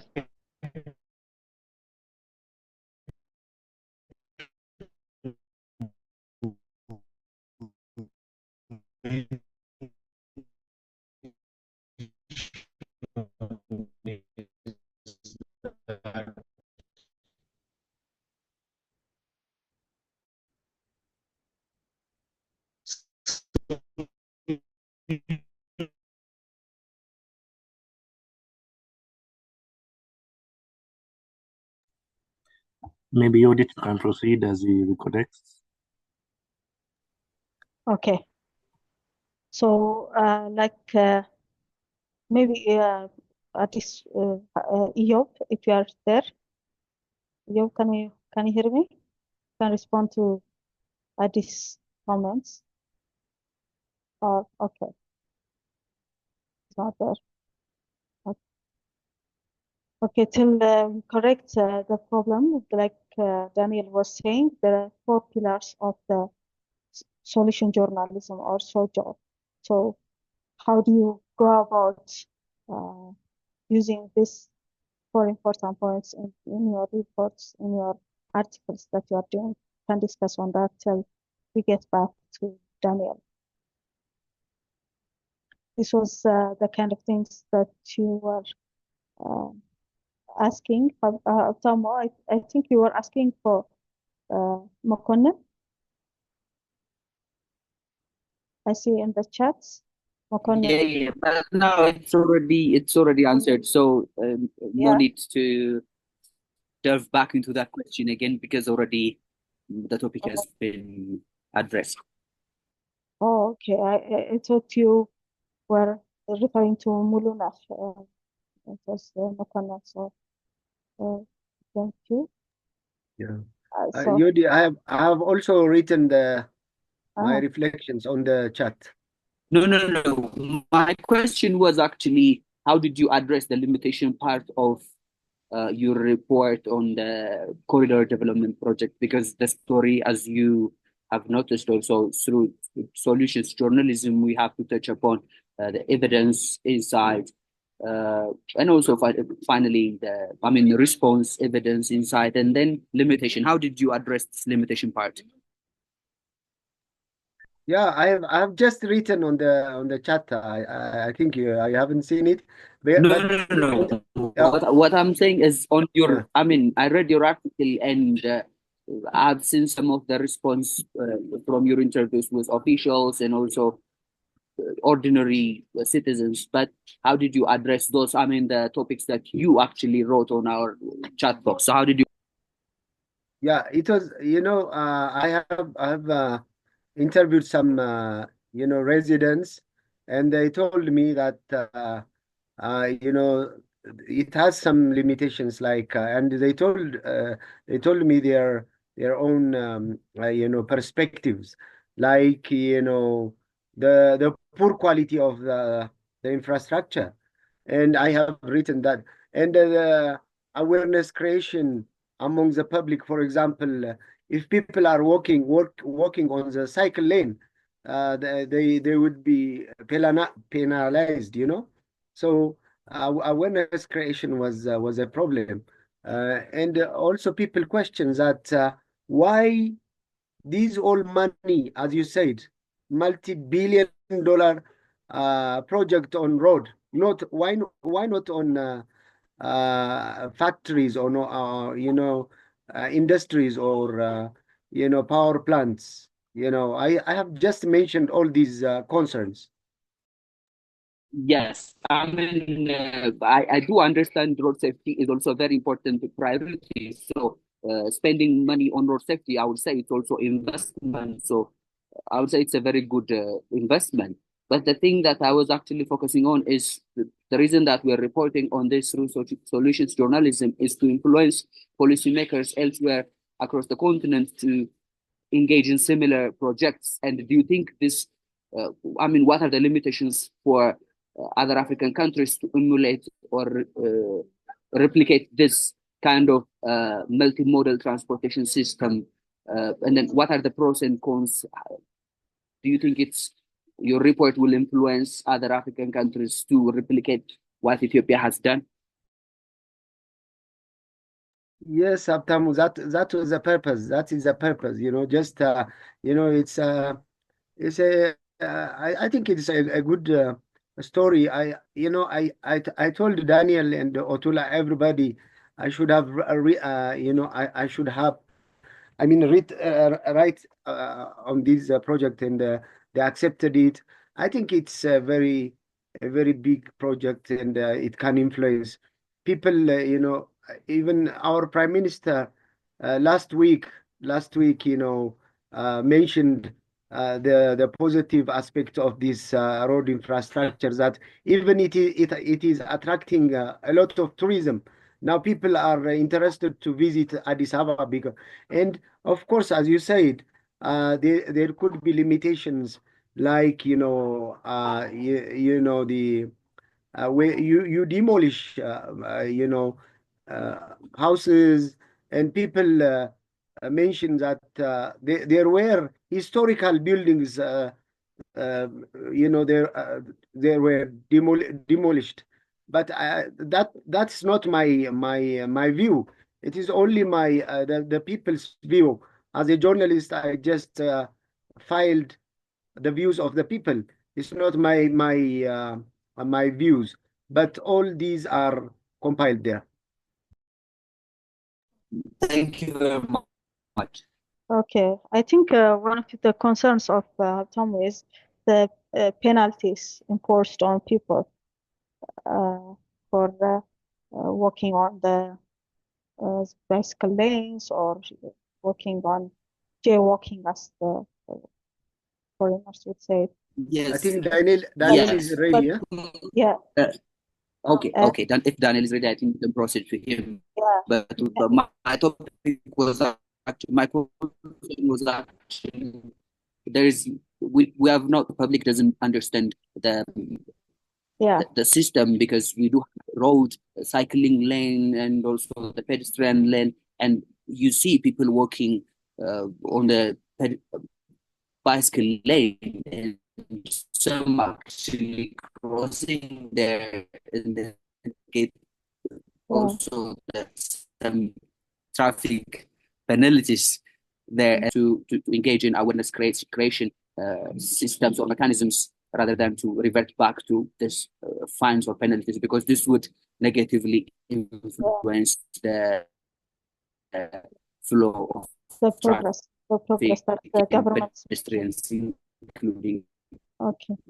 riders, so pedestrians. Okay, thank you very much, Thomas. So it's better to educate rather than punish them. That's the approach. So, Daniel, I think you are ready. Solutions journalism is shared. So yes, I'm back. Yeah. I'm very sorry. My Okay. internet is really misbehaving. Is it okay now? Is all good? Yes, can you hear me? I don't know if it's still the same. I'm using the same. Can you hear me now? Yes. Yeah, we can hear I you. can move quickly and finish this section, and That's then great. we welcome Matthew Taylor if he has joined. So I was talking about solution journalism not being a hero worship. It's not about focusing on one person who is doing something, but is focusing on the thing that is being done. So like this particular story you're seeing there, it's not about the Ugandan engineer. It should be about the repurposing of the batteries. That should be the focus, not the Ugandan engineer. And you only focus on the repurposing of the batteries if it is something that is substantial, not a very small, minute thing. If it's something substantial, but even if it is still small, but it has potential, yes, you can also focus on that. So it's not, solution journalism is not hero worship. Next. It's also not a silver bullet. It does not, it's not one response can solve, or one solution can solve all the problems, all the road safety problems in Ethiopia, for example. So as you write, don't present your story or your response or the solution you're focusing on as if it's going to solve all the problems. Just report it as it is, give the facts, and let the people judge for themselves, and include the limitations that would show that it's not it's also not about public relations. You're not doing PR for anybody. In fact, this is one of the key things we'd like to emphasize. It is a rigorous reporting on the responses to social problems. It's not about you doing PR on anything, for example. Next. And that's why you say it includes the insights and also include the limitations. If you include all that and, of course, the evidence, it will show that it's not just about praising something that is not worth praising. Again, it's not a theory or it's not an idea. It's not a proposal by you, the journalist, or the policymaker. For example, if you go to talk to Mr. Yohannes and about what they are doing, and they start telling you about the programs that they have and the policies that are still on paper, that is not solutions journalism. Solution journalism is about responses or solutions that have evidence. You can show evidence that they are working or not working, by providing the evidence, by talking to people who are benefiting. There will be no people benefiting from a theory or an idea. Okay. So it's also not about fluff. You can check what the meanings of these are. So like, for example, Nairobi Philanthropists revives hearing impaired artists. See, this is about, again, going towards the hero worship, but also being a very small thing that has no impact on society. You're helping giving somebody bus fare to go to the central Addis, and you want to present that as a very good solutions story that you should share with everybody. No. And then also it's not an afterthought. You don't just write your story like, for example, if Mekonnen was writing and then he writes his story, then at the end, some 1-2 paragraphs, he says, and by the way, they are extending this, they are creating footpaths, and this is now really very good. That's an afterthought. It's not the focus. So remember, Sojo is about the focus on the response to the social problem. Next. Next. Next. Okay. So why do we need to practice? I think I talked about this. And one of the things I would like to emphasize is that it makes stories stronger. It tells the whole story and strengthens accountability amongst especially the people who claim they're doing something. If you ask them for evidence about it, if you ask them for details of what they're doing, it will show accountability by the people themselves saying, yeah, this thing is actually benefiting us in 1, 2, 3, 4 ways.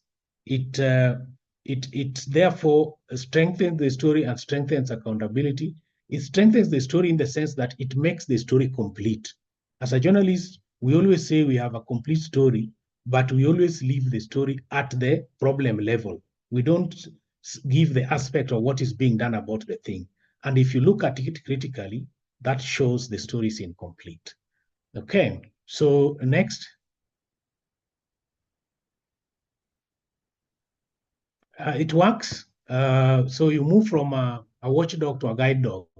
A watchdog in the sense that you'll be talking about, as we always do, as the media, we take care of what is happening in a dog takes care of what is happening in your compound, keeps the enemies away, by barking at them, biting them if necessary. But in this case, you want to be both a watchdog, you see what is happening, and then you see also what is being done about the problem, and then you guide. You write in such a way that will guide the policymaker, will guide the road user in the best way possible, so that you contribute. Like Mr. Ioannis was saying, the role of journalists in road safety in Ethiopia is critical, and they are working with the journalists. How do you ensure that your role is critical if you're only criticizing? It will be critical if you're also providing information that help to shape policy to change people's behavior. So engage with the communities, the people who are doing the work. Communities would mean policymakers, the beneficiaries, the people who are affected by the problem, so that you can be able to report effectively and show people the way.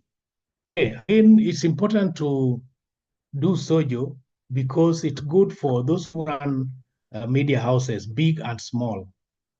Using this approach, remember we started by saying people are running away from certain kind of stories.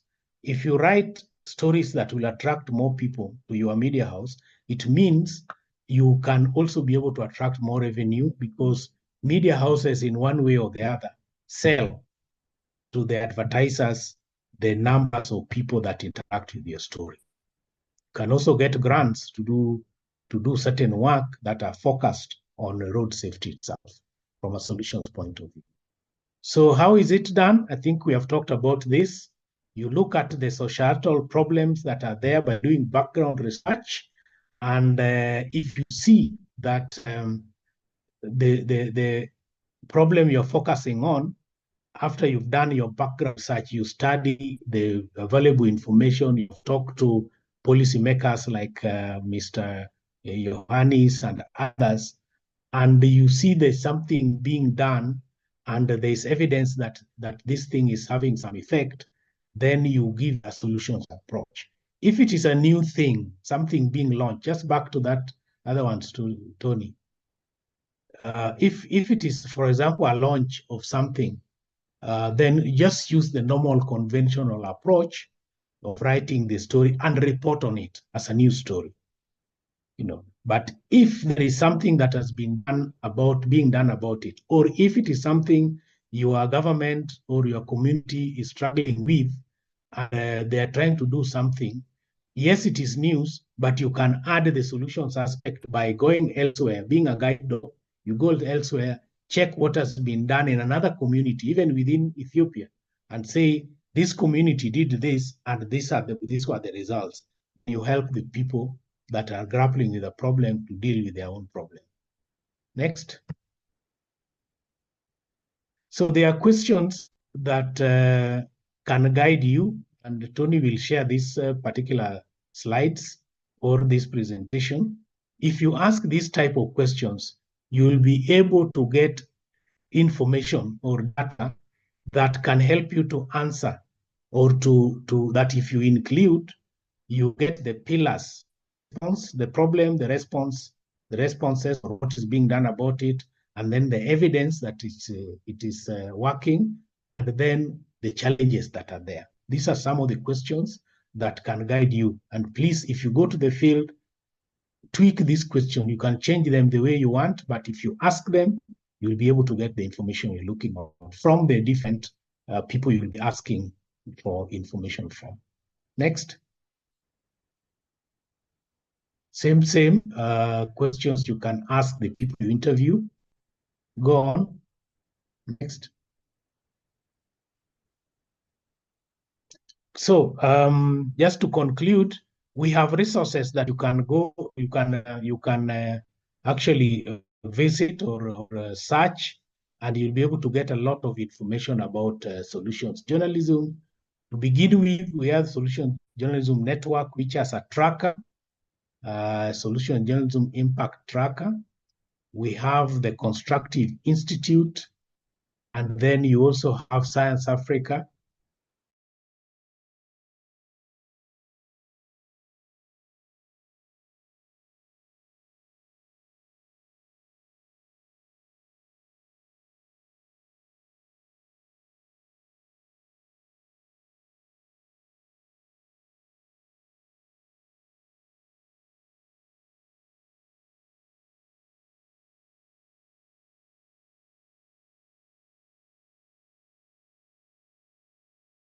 Very good, and you can improve. I welcome questions, and I don't know if Matt has joined. Matthew? Yes, he's. Yes. Oh, okay, Matthew, you're most welcome. But if there are a few stories before Matthew starts, then I can be able to answer them, or we can consolidate them and answer them at the end. Judith, back to you. Okay. Thank you, Daniel. That was very interesting and to the point presentation. It has a wider range to cover, and you have put it in a simplified and interesting manner.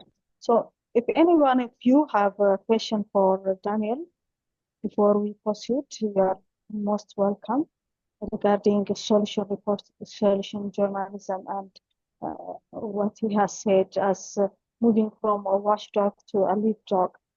We are leading the policymakers and influencers on how to approach what kind of changes need to be made depending on the reports that we have made on the subject. So if any one of you have a question for Daniel, please, or solution journalism if you have questions.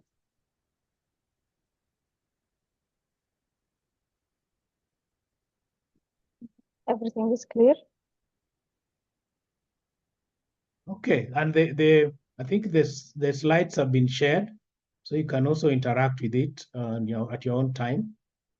Thank you, Judith. So maybe before we introduce Matt, we can go to Eyob. Eyob, are you there?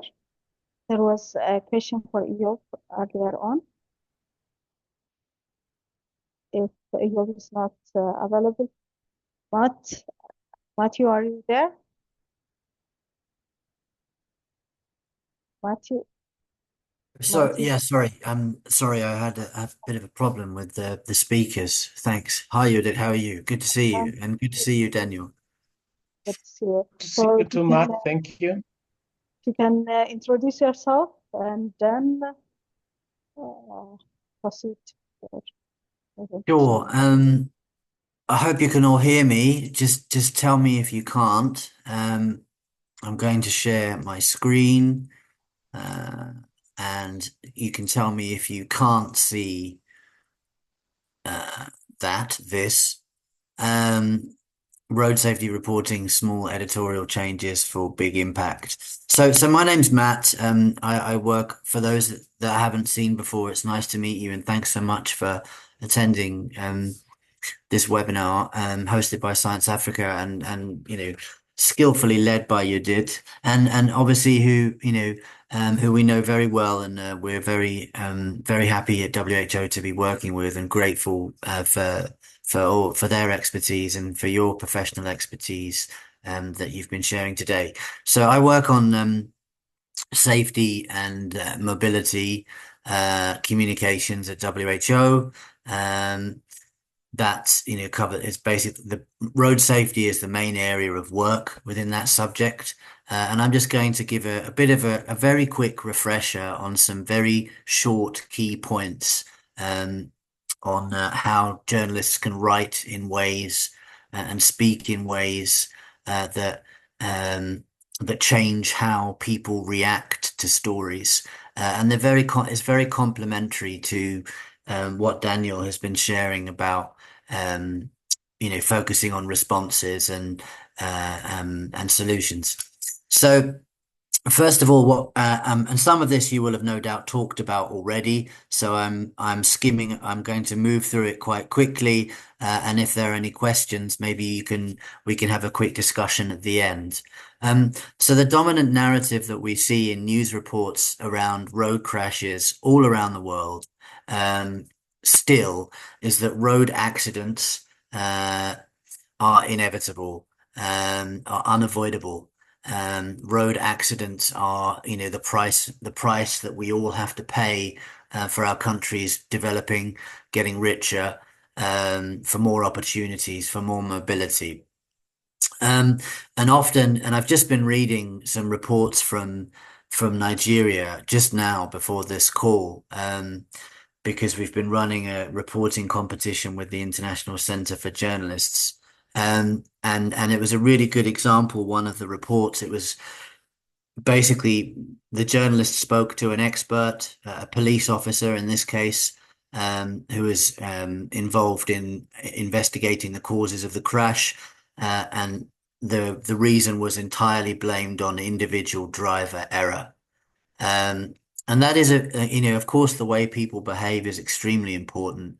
How they drive, when they choose to cross the road, all these sorts of things. But it's not the only cause of crashes.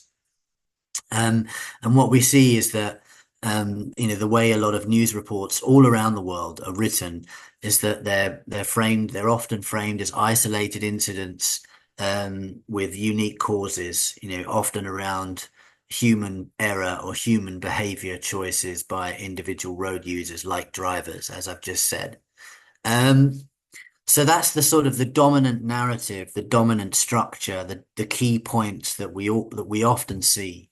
But the reason why WHO is so grateful to be working with Science Africa and professional journalists like Judith and others here today is that obviously that narrative is wrong.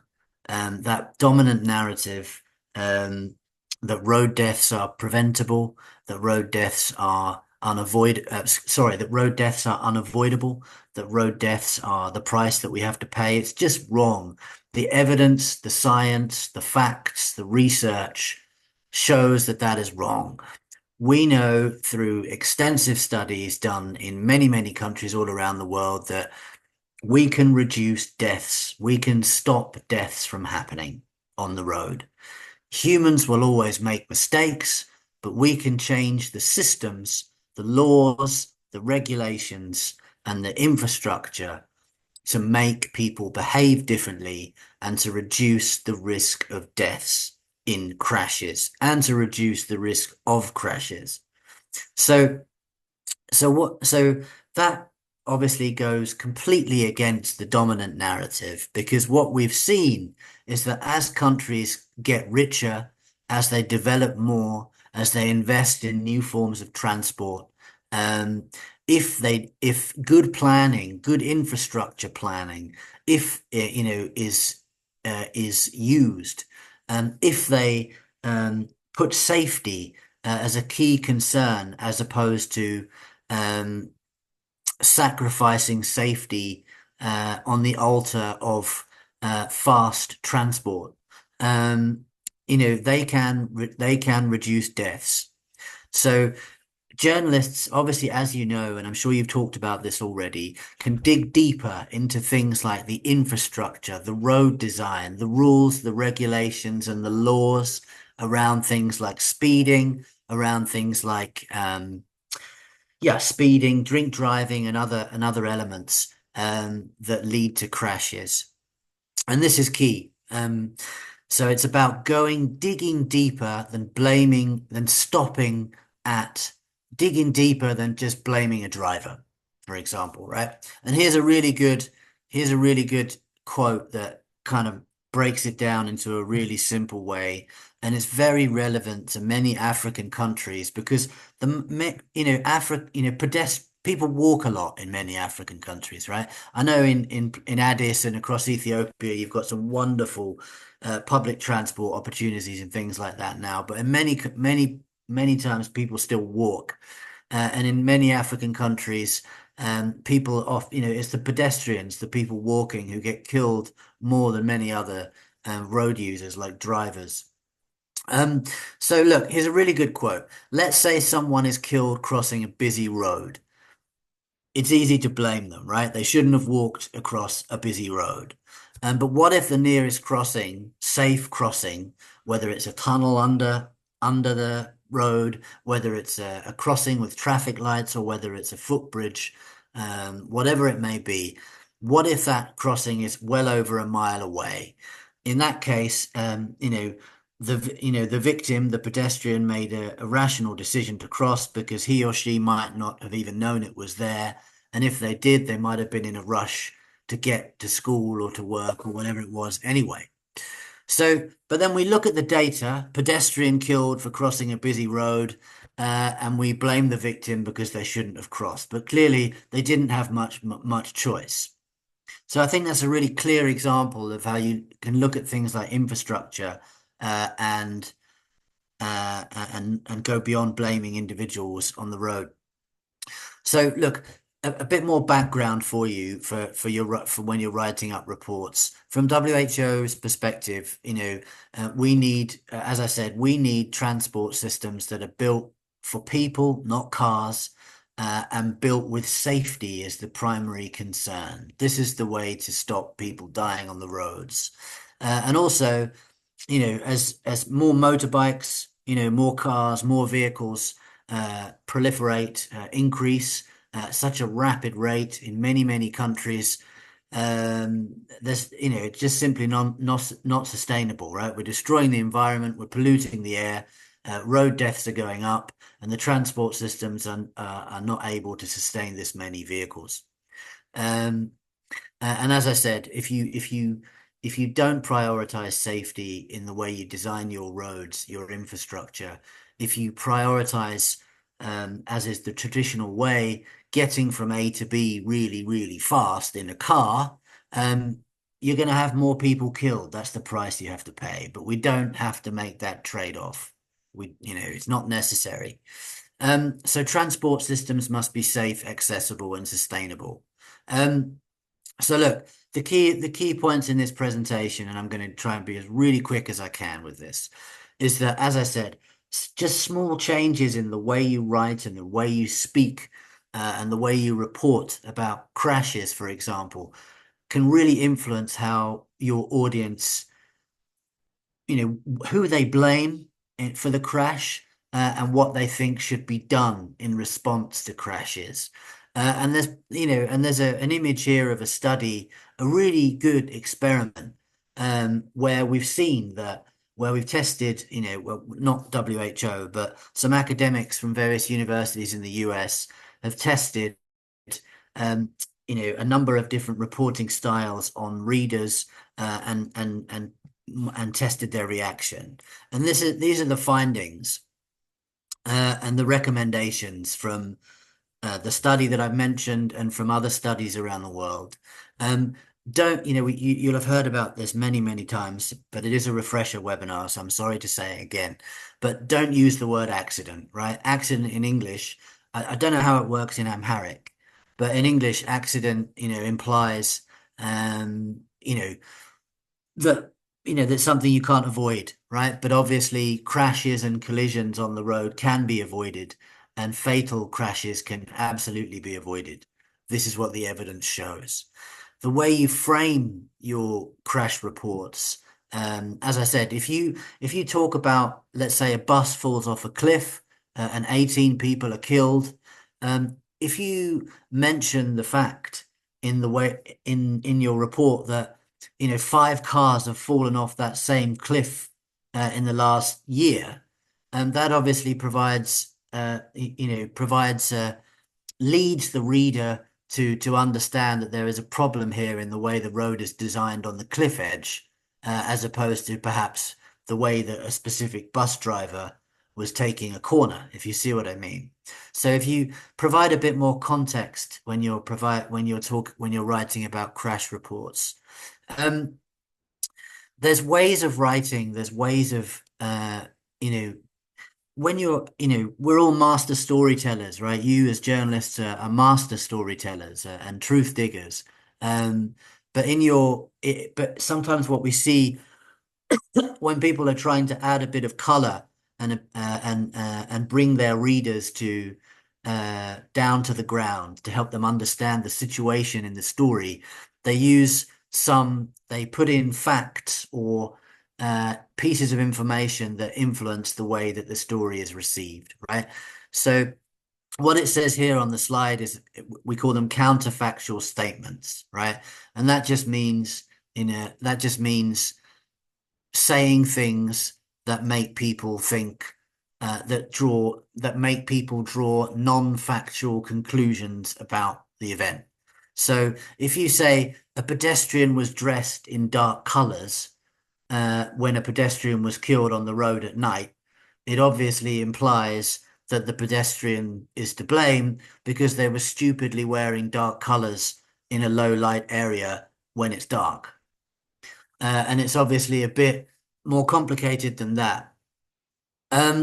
So look, I'm sure that you, as I said, as professional journalists and reporters would make mistakes like that, but we have seen things like that in the past. So again, if you structure your sentences always around the victim, pedestrian was killed, it sometimes it can also influence the way people receive the report and victim blame. And what I'll do at the end of this is I'll share some more resources with examples of how to structure your sentences and things like that in ways that don't have that reaction. And the study I just mentioned on the previous slide also has really good examples of that in it. So I'll share that as well. I'm sure you all do this, but I have to say it, obviously go beyond police reports, right? When you're reporting on crashes, get quotes from relatives and communities and other people that are affected by collisions, including first responders and others. And just, again, just a couple of quotes to make this a bit more understandable and a bit more human. So there's an academic at the University of Amsterdam who does some wonderful work on looking at how the dominant narratives that we write about in road safety, not just journalists, but even people who are involved in the subject, make it more difficult for us to change hearts and minds and to demand more action. So here he says, it is unimaginable that we present rape victims in what clothes they were wearing or what they were doing when they were attacked. This focus on victims makes us ask questions about the victims rather than the systems that they are operating in. And obviously he's deliberately trying to be provocative by talking about rape victims, but he's also making a point that road deaths are systemic violence that we can stop. And this is fundamental to this whole discussion. And this is a quote from a former German transport minister. These quotes are not from WHO, right? I'm quoting other people. But when someone dies in a crash, an average of 11 family members, 4 close friends, 56 friends or acquaintances, and 42 emergency workers are all permanently affected. I can't vouch for those numbers personally or for WHO, but this makes a really clear point that, the knock-on effects of road crashes on families, on communities, on economies are huge. The World Bank estimates that road crashes in low and middle income countries knock off 3% of GDP a year. And there are some really powerful human stories about how other family members are forced to give up their jobs to become full-time carers to people who have suffered life-changing injuries in crashes and things like that. So there's a lot more ripple effects from these individual crashes as well. So, and this is the fundamental point, and it draws me to the resources that we have to support you. As a journalist, you have the opportunity to put this crisis in its proper perspective, to educate your audience, to raise awareness, and to influence decisions. You must dig beneath the numbers to understand the complex interplay of factors that lead to a road traffic death. And that's not me talking. I'm not an expert. This is, the senior editor of the Pulitzer Center for Crisis Reporting in the States, who edited the WHO publication that was written by editors and journalists for editors and journalists, which is a guide for reporting on road safety. And if you just Google WHO reporting on road safety, you'll get it. But I'll put the link in the chat after this anyway. Another really useful report, especially if you're writing on solution stories, as Daniel eloquently explained, is, we have this road safety data app.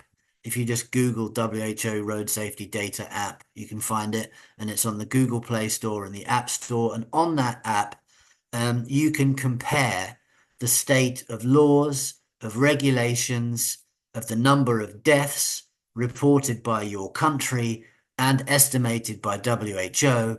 And you can compare these really important data points, many data points that affect the number of people killed on the roads between Ethiopia and other countries in Africa and other countries everywhere. So it's a really useful background tool, for solution stories where you're comparing responses to road safety problems between countries at least. So that's hopefully useful as well. And here's just a few more, things that you can find that I will put the links in the chat. We have a website, a microsite on the WHO website. Again, just Google WHO road safety reporting. We put a number of free training resources in there and data and other news updates. And it's really designed to help journalists, because just like the newsletters, and I will put a link for you to sign up in a chat after this call, after I finish talking again, I deliberately, and others who I work with, deliberately search, key media training organizations around the world, like the International Center for Journalists, like the Solutions Journalism Network, like Science Africa, like the Reuters Institute for Journalism, and others. And we compile those free training resources and we share them all with you through the newsletter, because it's our job to help you as professional journalists to dig deeper into the causes of road crashes, to ultimately push for more change to stop it happening. So I'm going to stop there, and I'm going to put some links in the chat, one after the other. And I don't know if there are any questions, but you're the boss here, so I'll hand back to you if that's all right. Thank you very much, Matthew. That was very interesting and insightful presentation that you have. I'm sure our audiences have a lot of questions. So if you have a question for Matthew, you can present it now. And also, there's some points that he has made. Instead of saying accidents, it should be a crash. Because there's no such thing as an accident when it comes to road safety. So I was wondering if we have similar or a parallel translation in Amharic, because there are some words that can confuse. For example, if I may, Adaga and Gijit, I think. Which one is, that's the Amharic, two controversial words. So you can comment which one is the preferable one, Adaga or with Gijit. Those are the ones. And if I may say something, you also talked about that if a pedestrian is hit by a car or on a busy road and is hit, there is a crash and hit by a car, then the pedestrian is said to be the one who's at fault, because he or she, they went on a busy road, on a high road.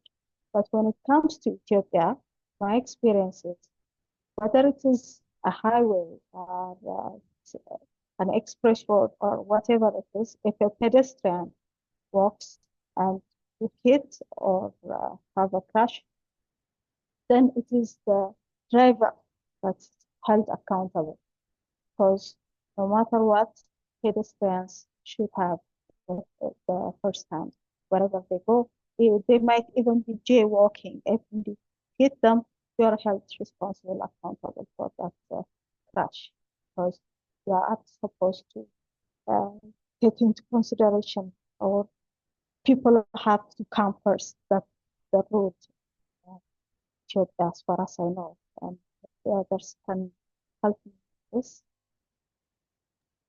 So everybody with us? Are you still here? I think. Yes, Yodi. Yeah. I just want to compliment. I was thinking about it when this accident and the road crash is mentioned. I also think of Amharic, because most of us here are working on our vernacular Amharic, so we have the similar words like as you said, adega and gichet. So I think as science journalists, we always say that we need to develop dictionaries, because these jargons are very difficult for us. Most of them are from English. So yes, we need to think about it. I don't know which word is right. Maybe maybe language experts can help us. Yes. Yeah, I think that's something we need to focus on when we are recording or doing some articles, because we have to be correct in sense of words, so as not to give the wrong impression, like the English one, accident and crash. So that's it. Any questions for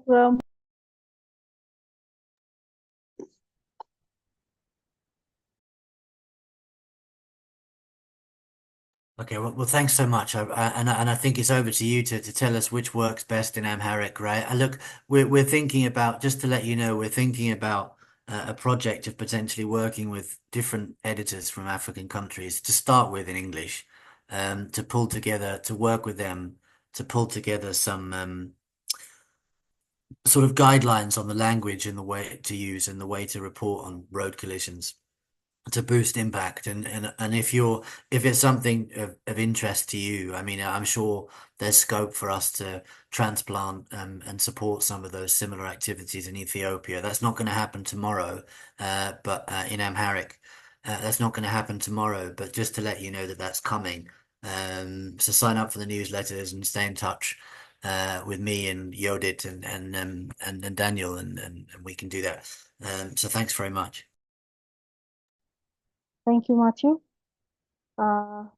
That's I think that is about wraps up. Daniel, is there any other presentation, or are you done? Okay. For me, it's to thank you all and also to thank Yodit very much for guiding us. And thank you, Yodit. We hope that you'll keep the team together so that you improve on road safety, like one of your policymakers said earlier, is that media is very important for them in terms of promoting road safety in Ethiopia generally. So it's something that we should take very seriously and work with them very closely. Please follow up and include him in the WhatsApp group that you said you're going to make. So thank you very much. I also want to thank Matt very much. We have been in this journey with Matt for the last, I think, 4 webinars. This is the 4th one. And Matt, the numbers from Ethiopia is a little low because there is a major global media meeting in Addis going on right now. And most of the journalists are actually at the AU headquarters.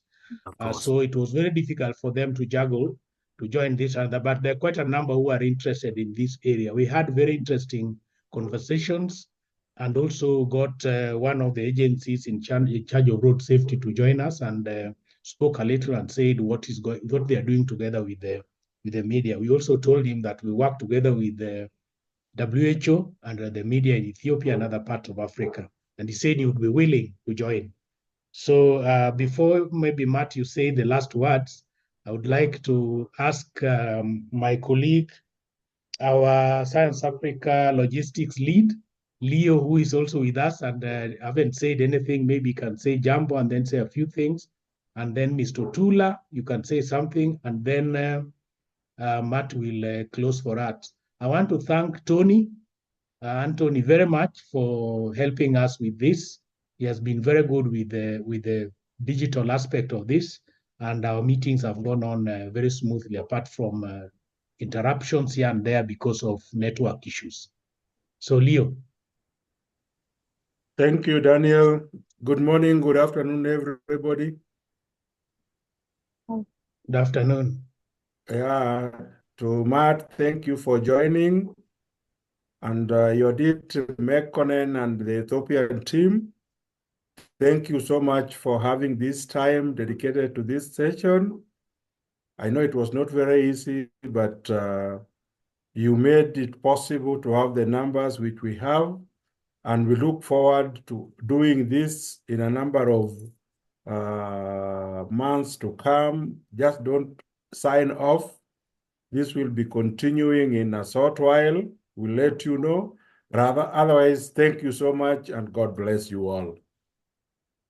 Thank you, Leo. Mr. Tula, you have some closing remarks?